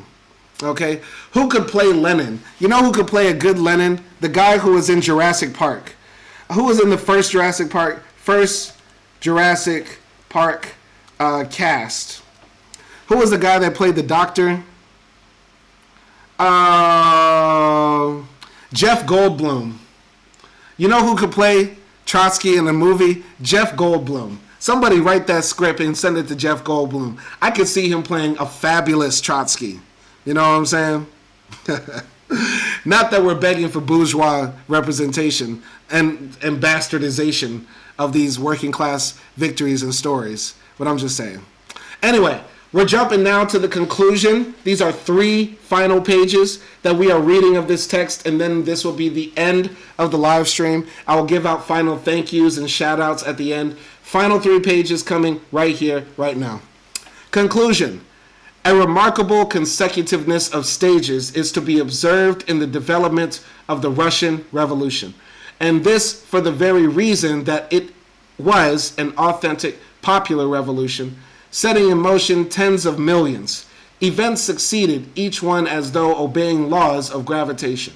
The correlation of forces was twice verified at every stage. First, the masses would demonstrate the might of their assault. Then the possessing classes attempting revenge would reveal their isolation the more clearly. In February, the workers and soldiers of Petrograd rose in insurrection, not only against the patriotic will of all the educated classes, but also contrary to the reckonings of the revolutionary organizations. The masses demonstrated that they were unconquerable. Had they themselves been aware of this, they would have become the government.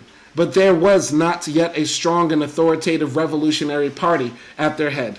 The power fell into the hands of the petty bourgeois democracy tinted with a protective socialist coloration.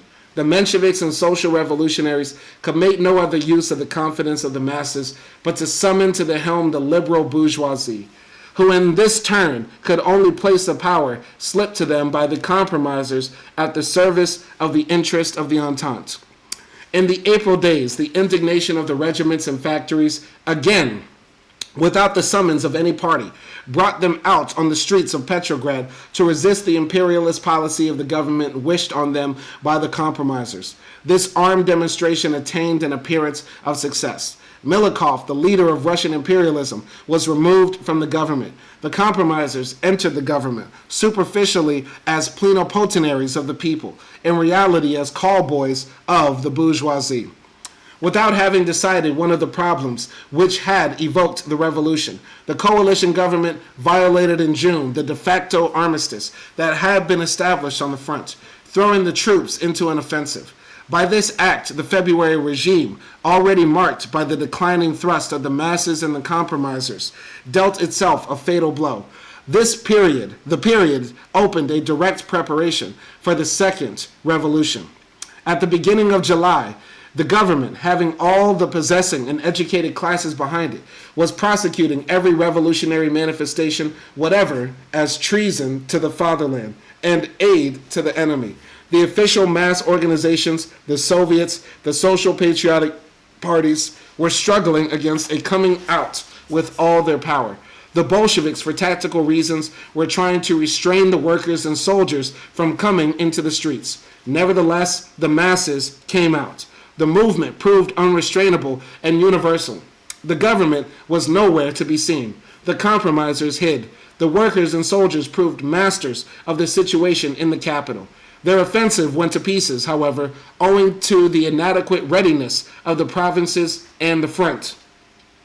At the end of August, all the organs and institutions of the possessing classes stood for a counter-revolutionary overturn. The diplomats of the Entente, the banks, the leagues of landed proprietors and industrialists, the cadet party, the staffs, the officers, the big press, the organizer of the overturn was no other than the supreme commander-in-chief with the officer apparatus of an army of millions to rely on. Military detachments, specially selected from all fronts, were thrown against Petrograd under pretense of strategic considerations and by secret agreement with the head of the government. In the capital, everything, it seemed, was prepared for the success of the enterprise. The workers had been disarmed by the authorities with the help of the compromisers. The Bolsheviks were under a steady rain of blows.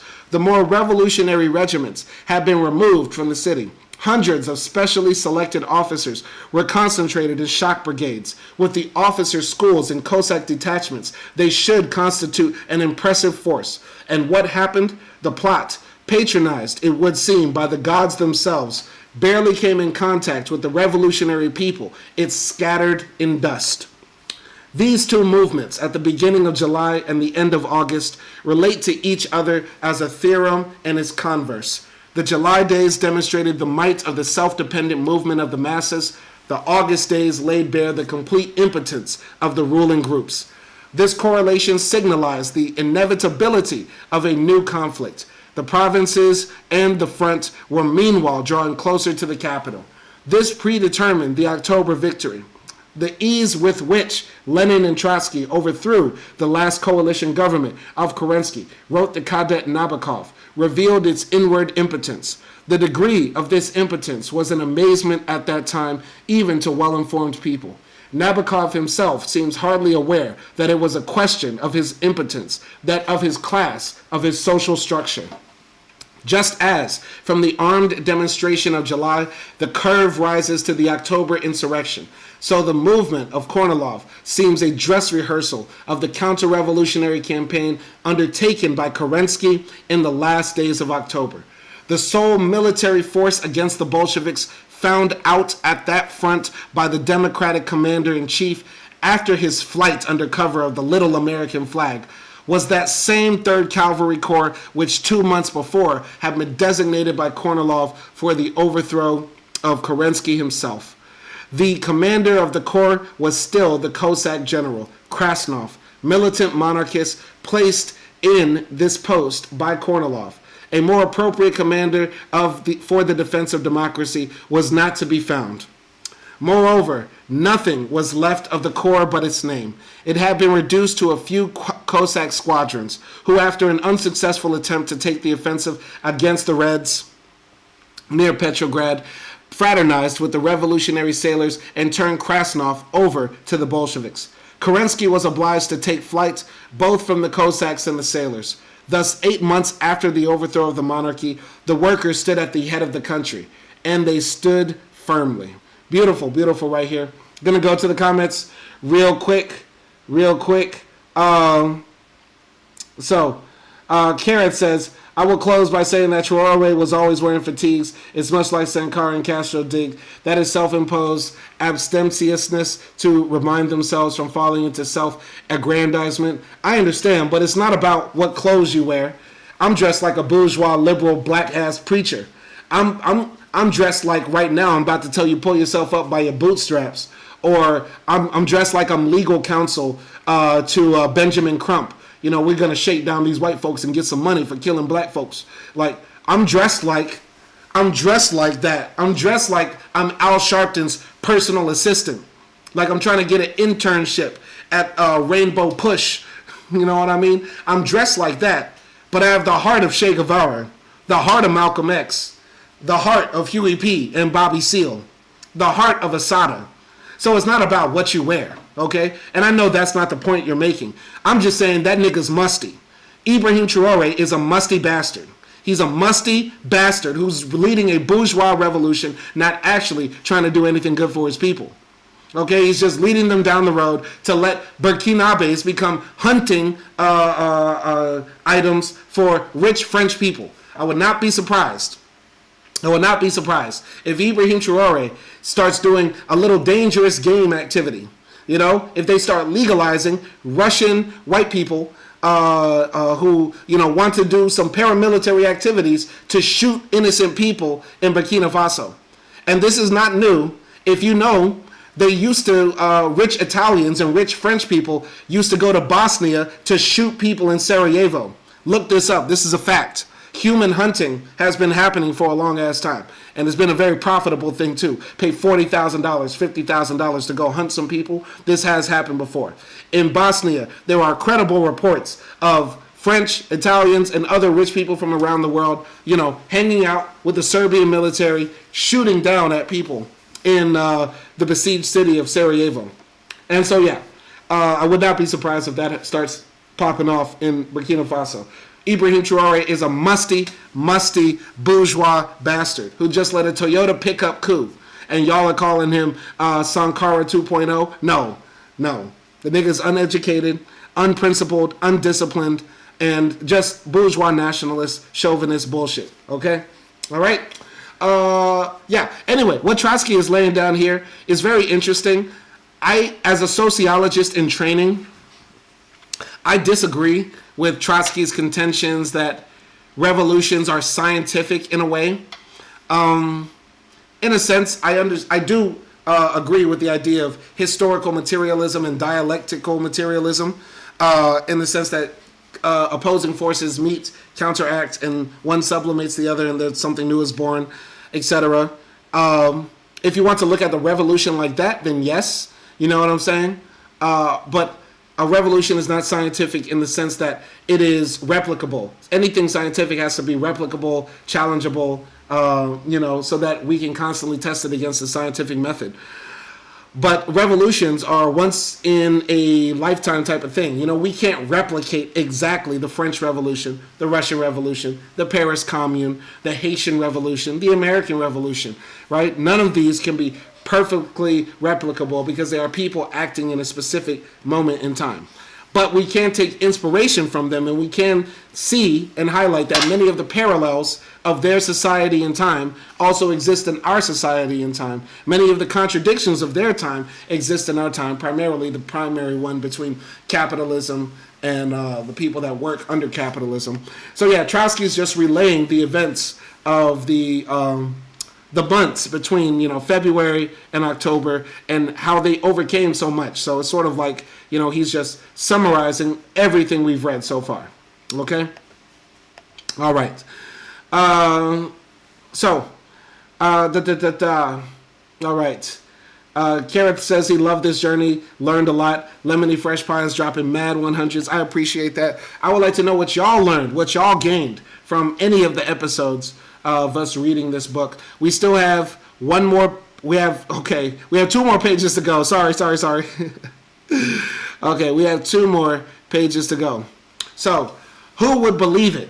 They had to believe it. It was impossible not to believe it. When ensigns routed the generals, when burgomasters from the ranks of common labor put down the resistance of yesterday's lords, train oilers regulated transport, and locksmiths as directors revived industry. The chief task of a political regime, according to an English aphorism, is to put the right people in the right positions.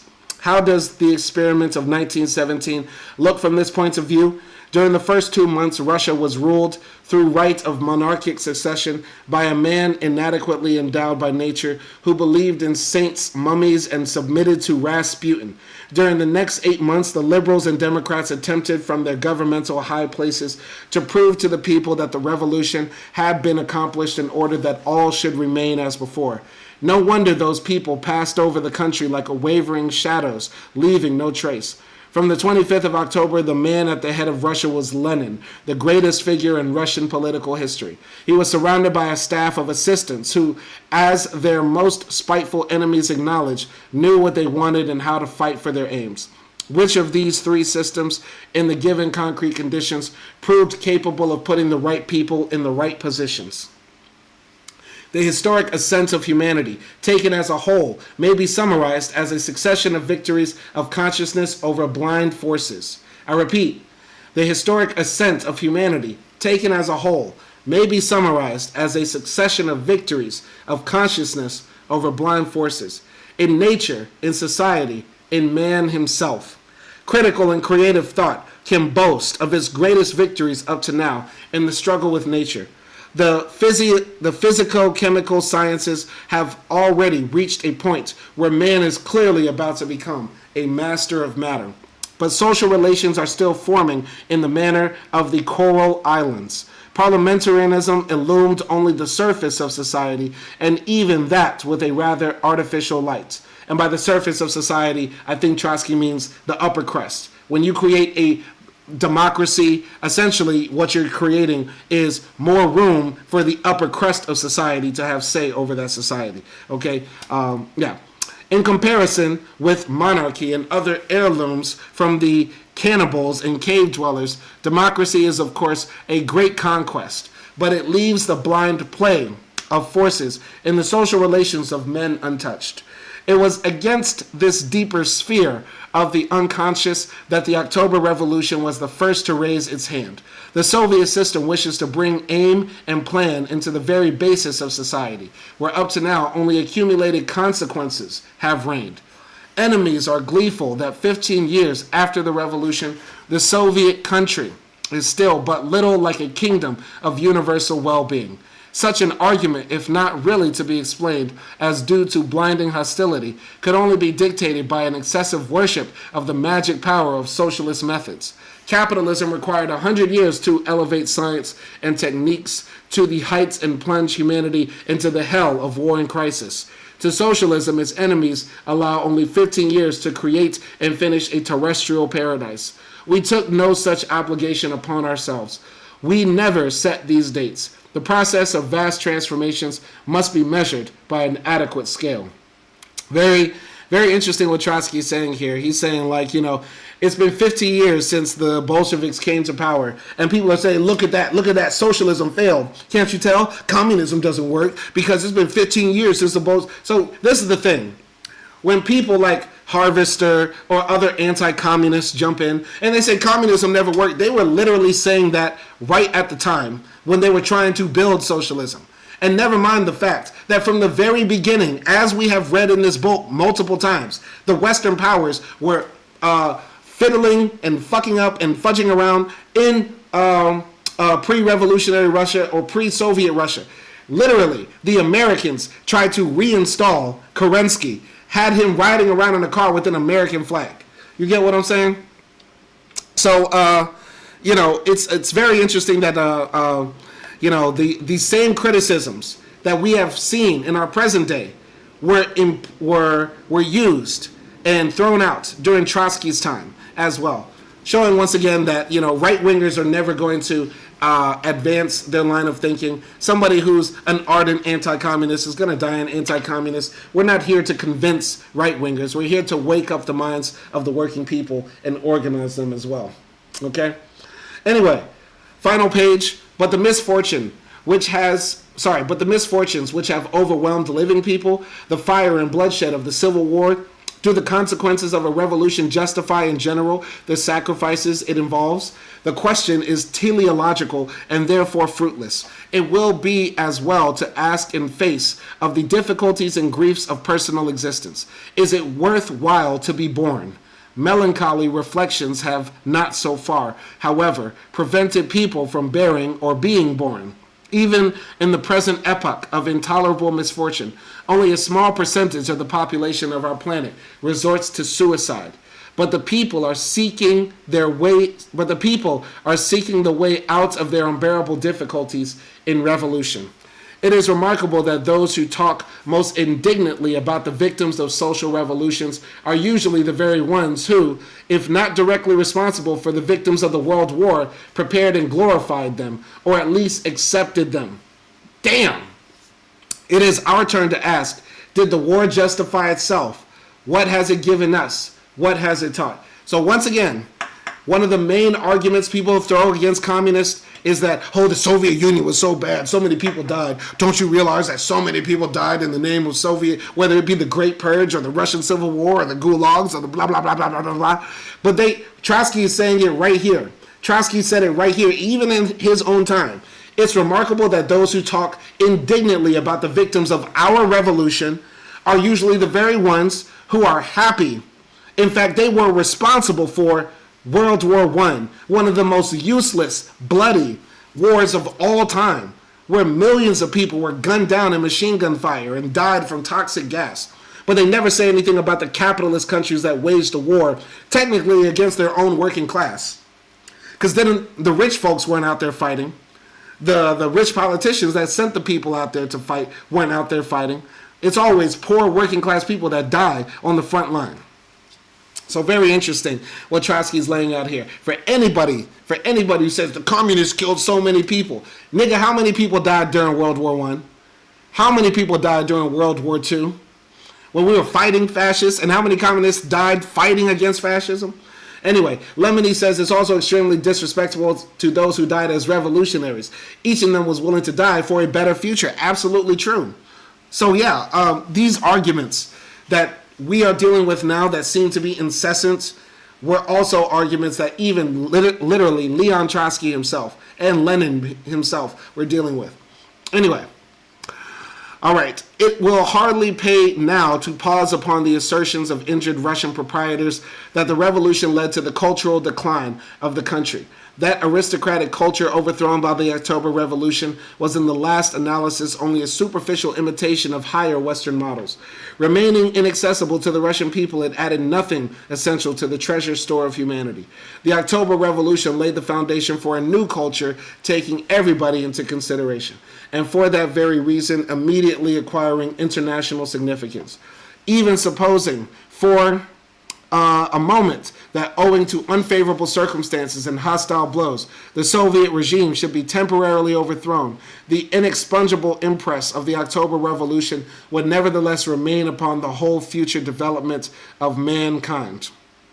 Very interesting. So Trotsky is saying here that, it's very interesting how we think about culture, because I guess back then at the beginning of the 20th century, people thought culture was made by people who were cultured, sophisticated, bourgeoisie.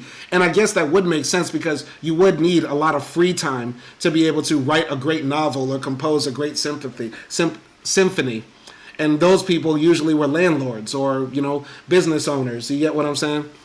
And so, the people that did write those books or symphonies were patronized by people who are rich, successful business owners as well.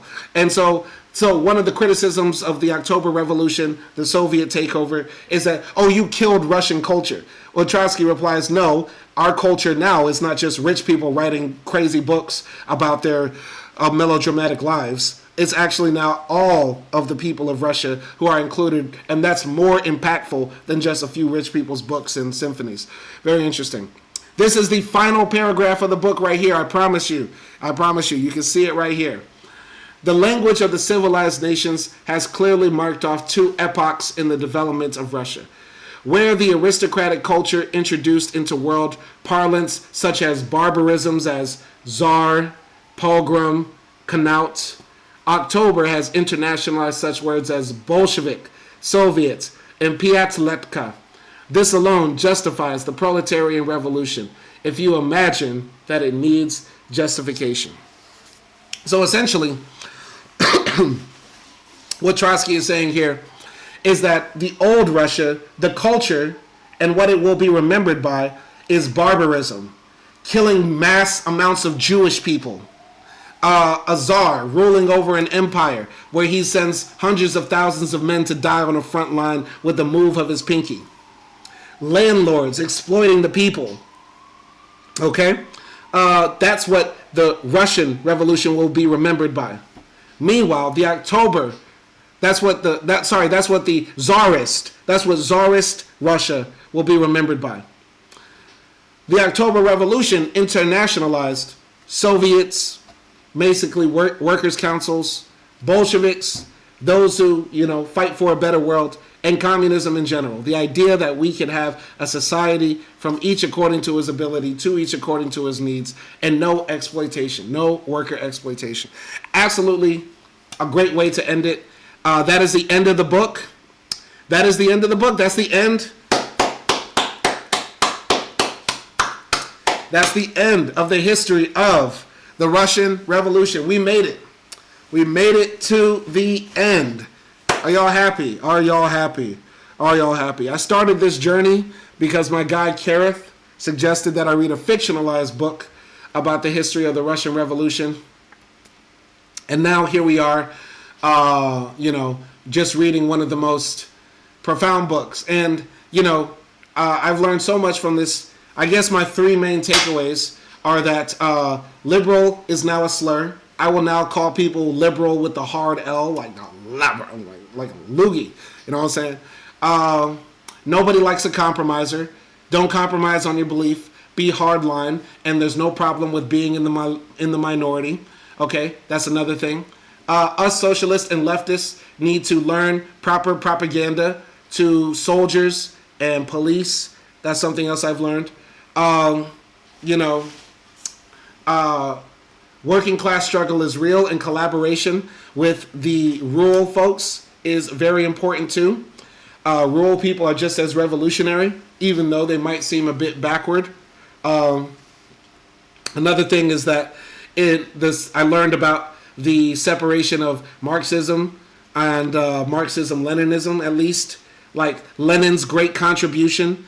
Lenin's great contribution, at least from reading this, is that we don't need a bourgeois revolution to start building socialism. So we don't have to go through the step-by-step stages that Marx laid out. If the opportunity is there, the working class, the proletariat, should straight up jump at the opportunity to create the dictatorship of the proletariat. I learned a lot about the Russian Revolution in the sense that beforehand, before reading this book, I really thought, that the Russian Revolution was maybe a popular mass uprising, but it was more hard fought in the sense that it was more shooting guns and throwing grenades and fighting people in the street and shit like that. And it wasn't like that at all. It was a lot of propaganda. It was a lot of the Bolsheviks not knowing their way. I was really surprised by how Trotsky lays out the story and how the Bolsheviks in a lot of the chapters didn't know what the fuck to do. And were sometimes at the opposite ends of the people. And it's not because they were opposed to the people, it's just that they were more conservative than the people. For example, there was the July days, I think, around in the month of July, the fascists wanted to march out in the streets and essentially go knuckle up with the communists, you know what I'm saying? And the workers wanted to head out into the streets, and the Bolsheviks didn't. But they eventually had to go along with the people, you know what I'm saying? That was one of the moments I remember. That's an example of the Bolsheviks sort of being behind the people. There's a lot of things I learned in this book. I gained a lot of respect for Trotsky, more information on Trotsky as a man, though he's still a bit mysterious because I expected him to write himself more into the story. So yeah, that's when I picked up my gun and I busted it at the roof, you know what I'm saying? But really he only tells a few of his speeches, and he gives a lot of room for criticism of himself as well. He's quoting his ideological enemies who are saying Trotsky was a madman, you know what I'm saying? So shit like that. I also gained a lot of respect for Lenin. Found out Lenin, was a pretty funny and affable dude. That's what I got from this book as well. But there's still a lot of mystery about Trotsky in the sense that, he wrote himself sort of as a background character rather than one of these main primary characters. Now, keep in mind, he was locked up in jail, you know what I'm saying, for much of this story. But, yeah, that's one of the things I got from this book. There's a lot I got from this book. Some great quotes. The nature of man is naturally conservative. We shall now proceed to construct a socialist order. All power to the Soviets. There's so many bars in this book. You know what I'm saying? I feel like if I read this book, 10 years from now or 20 years from now, I'd have much more to take from it, too, as I continue to grow in my Marxist understanding. So, yeah. There's so much great stuff in this book. I'm very glad that I did it. Shout out to everybody who joined. Lemony Fresh Pine says, liberal is one of the meanest things anyone can call another. I know. I'm sorry I'm so late. And it's so fun to just hurl liberal. See, we concede so many things to the right wing that we even let them have the fun words, like the L word. All right, the more I learn about Trotsky, the more solid he seems. I used to be on the infighting of Trots versus Stalinists. Yeah, this is another thing, too. After reading this book, I'm not going to be on that edge. I still disagree with Trotsky's preeminent idea of permanent revolution. I'm not a Trotskyist. Even though I read probably Trotsky's longest book, I'm not a Trotskyist. And I'm not convinced about permanent revolution in the sense that I think it's dependent upon a framework that is not necessary. Even when we look at the Russian Revolution in Trotsky's mind is framed as an anti-colonial revolution. And a revolution ostensibly, let's even give it a little bit of stretch. I'm going to stretch it a bit. I might be reaching a bit. He's ostensibly saying it's a revolution against colonialism and racism to some degree. He's saying that Russia was a backwater. They were in between Asia and Europe. They were being exploited on both sides, seen as lesser men, etc., etc. He's making the argument that many people before have made when they say we're going to pick up the banner of socialism in Africa, in Latin America, in parts of the melanated world, to say the least, right? So Trotsky is in a way, he's a contradiction to his idea of permanent revolution. Trotsky's idea of permanent revolution rests upon that European advanced economies are the ones who are most likely to save the world, because those advanced economies will have the power to implement socialism the quickest. And what are we seeing now? What are we seeing now in the 21st century? Whether you like China or not. You know, China is actually the second most powerful economy in the world. You know what I mean? They produce everything in the world. We are sort of beholden to China and the CCP by extent. And they will probably continue to grow in importance and cultural and economic dominance throughout the rest of this century. Most likely, China's trajectory is only up. China's trajectory is only up. They do have demographic problems, you know. There's more men than women, and they're below replacement level, et cetera, et cetera. But if China can overcome the hurdle of national chauvinism and racism and start allowing immigrants in, there might actually be an opportunity for the country to continue its upward trajectory and also fight against the repressive elements of their country. For example, in China, there is a lot of sexism, racism, xenophobia, nationalism, homophobia, et cetera, right? You know, these struggles are still ongoing. So, yeah, Trotsky's idea of permanent revolution is important in the sense that it's unifying for the world. You know, permanent revolution helps us remember that I have more in common with a poor Iranian, a poor Cuban, a poor Venezuelan than I do with rich Americans like Donald Trump and Pete Hegseth and, you know, all the other idiots of that administration. I have more in common with a working class person in Cuba than I do with, you know, my boss in America. Okay? That's what helps us. That's what I think permanent revolution as an idea is important. But, you know, this is just Marxism 101, I guess. And this is also something that Lenin has purported as well. Anyway, Lemony says, I may be wrong, but permanent revolution is more about finding the contradictions within the superstructure and continuously addressing them, but I may be wrong. I believe that's more of a philosophical construction of permanent revolution. There is the appendix section here where Trotsky gives some notes, and there is an appendix here about permanent revolution where he talks explicitly about it. But no, the way he framed it here, when he spoke about permanent revolution, he's always talking in context of England, France, Germany, and the advanced European nations having their workers revolt against the capitalist system and finally protect the revolution in Russia and continue to advance it. In my opinion, this is Eurocentric, it's nonsense, and also it's historically untrue because the people that pick up the banner of socialism usually don't just do it solely because of economic exploitation. Okay?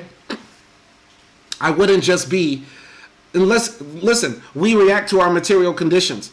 Me being black is a big part of me becoming a communist, living my life in black skin, dealing with white supremacist racism. Okay? Somebody else, I'm pretty sure, you know, somebody else is a communist, not solely because, you know, they have a shitty job and have had a shitty life, but because, you know, they probably have lost somebody to one of our imperialist wars. Or they're gay in a homophobic society. Or they're sick of the sexism, and when they interrogate sexism, it comes back down to capitalism as well. There are many reasons why people pick up the banner of socialism. And I would say very, very few people only do it based upon the economic exploitation part of it, even though it is a large part of it. When I dig down as to why I'm dealing with racism, it's because of capitalism. It's, you know, the big overarching part. But the part to me that speaks to most about socialism and fighting for it and advocating for communism is because of the racism part, which is a larger aspect for me. You get what I'm saying? And so I'm in unity, and I am in collaboration, and I am in solidarity with people who take their own personal problems. And yes, poverty is one of them, but so is so many other things. You know what I mean? They interrogate those and come down to realizing that this superstructure that we live under was created because of capitalism and exploitation of people. Okay? So yeah, anyway, permanent revolution is a useful thought to keep in mind, in the sense that, yes, we do have to continue to fight against capitalist forces around the world. And yes, to some degree, you know, Trotsky's contributions to the Soviet Union were all dissolved because of the outside influences that caused the Soviet Union to collapse. You know, the arms race with America, was a big reason, in my opinion, for the Soviet Union not being here around today. You know what I mean? If you start investing more in guns and bombs and weapons and nukes, you know, you're going to have less money to give to the people for consumer goods and comforts and things like that. You get what I'm saying? So yeah, that's pretty much all I have to say. That's just a brief summary of what I learned from this book. Hopefully you've enjoyed this. Shout out to Lemony Fresh Pine. Shout out to ACD for joining the live stream. Shout out to Kareth. Shout out to Harvester, I guess, for at least doing engagement. Surprised he didn't get banned. Shout out to Laser. Shout out to Nelson Moreno as well.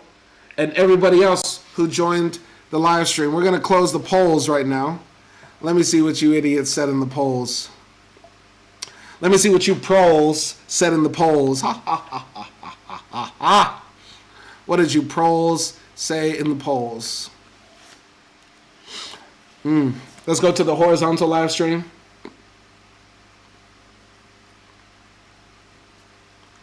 The horizontal live stream is loading. Okay. Okay, we have to send some people out of here. Okay. All right. Hold on. Now I can't zoom out. I hate this. Okay. All right. So which is more important for a successful revolution? We have 3 votes. Mass participation by itself. Oh man, I can't see the poll. Okay. All right. Which is more important for a successful revolution? Mass participation by itself, 67%, and unsure but fuck Trump and MAGA got 33%. Absolutely. All right, lovely. I like that. Let's go to the vertical live stream poll and see what the people say.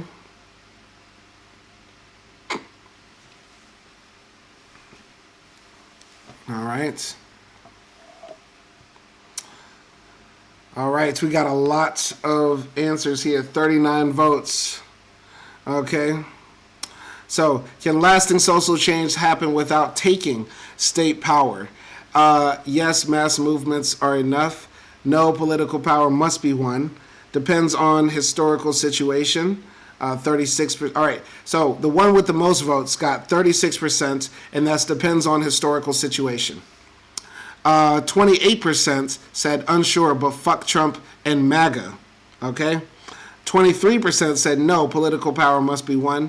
And 13% said yes, mass movements are enough. I generally like that result, but the best answer was no, political power must be won. You have to have political power and legitimacy to have lasting social change. Right now in America, you know, we're dealing with people who took away our right to vote as black people. You know what I'm saying? Like, we don't have that, you know, right for our voices to be heard, like in my home state of Louisiana. You know what I'm saying? So, yeah, these are the end results of the polls. Okay? Thank you so much for joining the live stream. We're shutting off the live stream now. I might take a break for maybe a week or so. You might not see me on live for like a week, you know, so I might still upload some stuff, maybe some videos, some shorts. I might practice making some other type of content. But this has been very draining. It's hard work to do the episodes, but hopefully you enjoyed this. And yeah, shout out to all my commissars, all the people I met on this journey, and shout out to everybody else. I'm so tired. We've been going so hard. Yes, we're going to take a little break. Shout out to Lemony Fresh Pine and everybody else who joined. All power to the people. All power to the people and the Soviets, man. And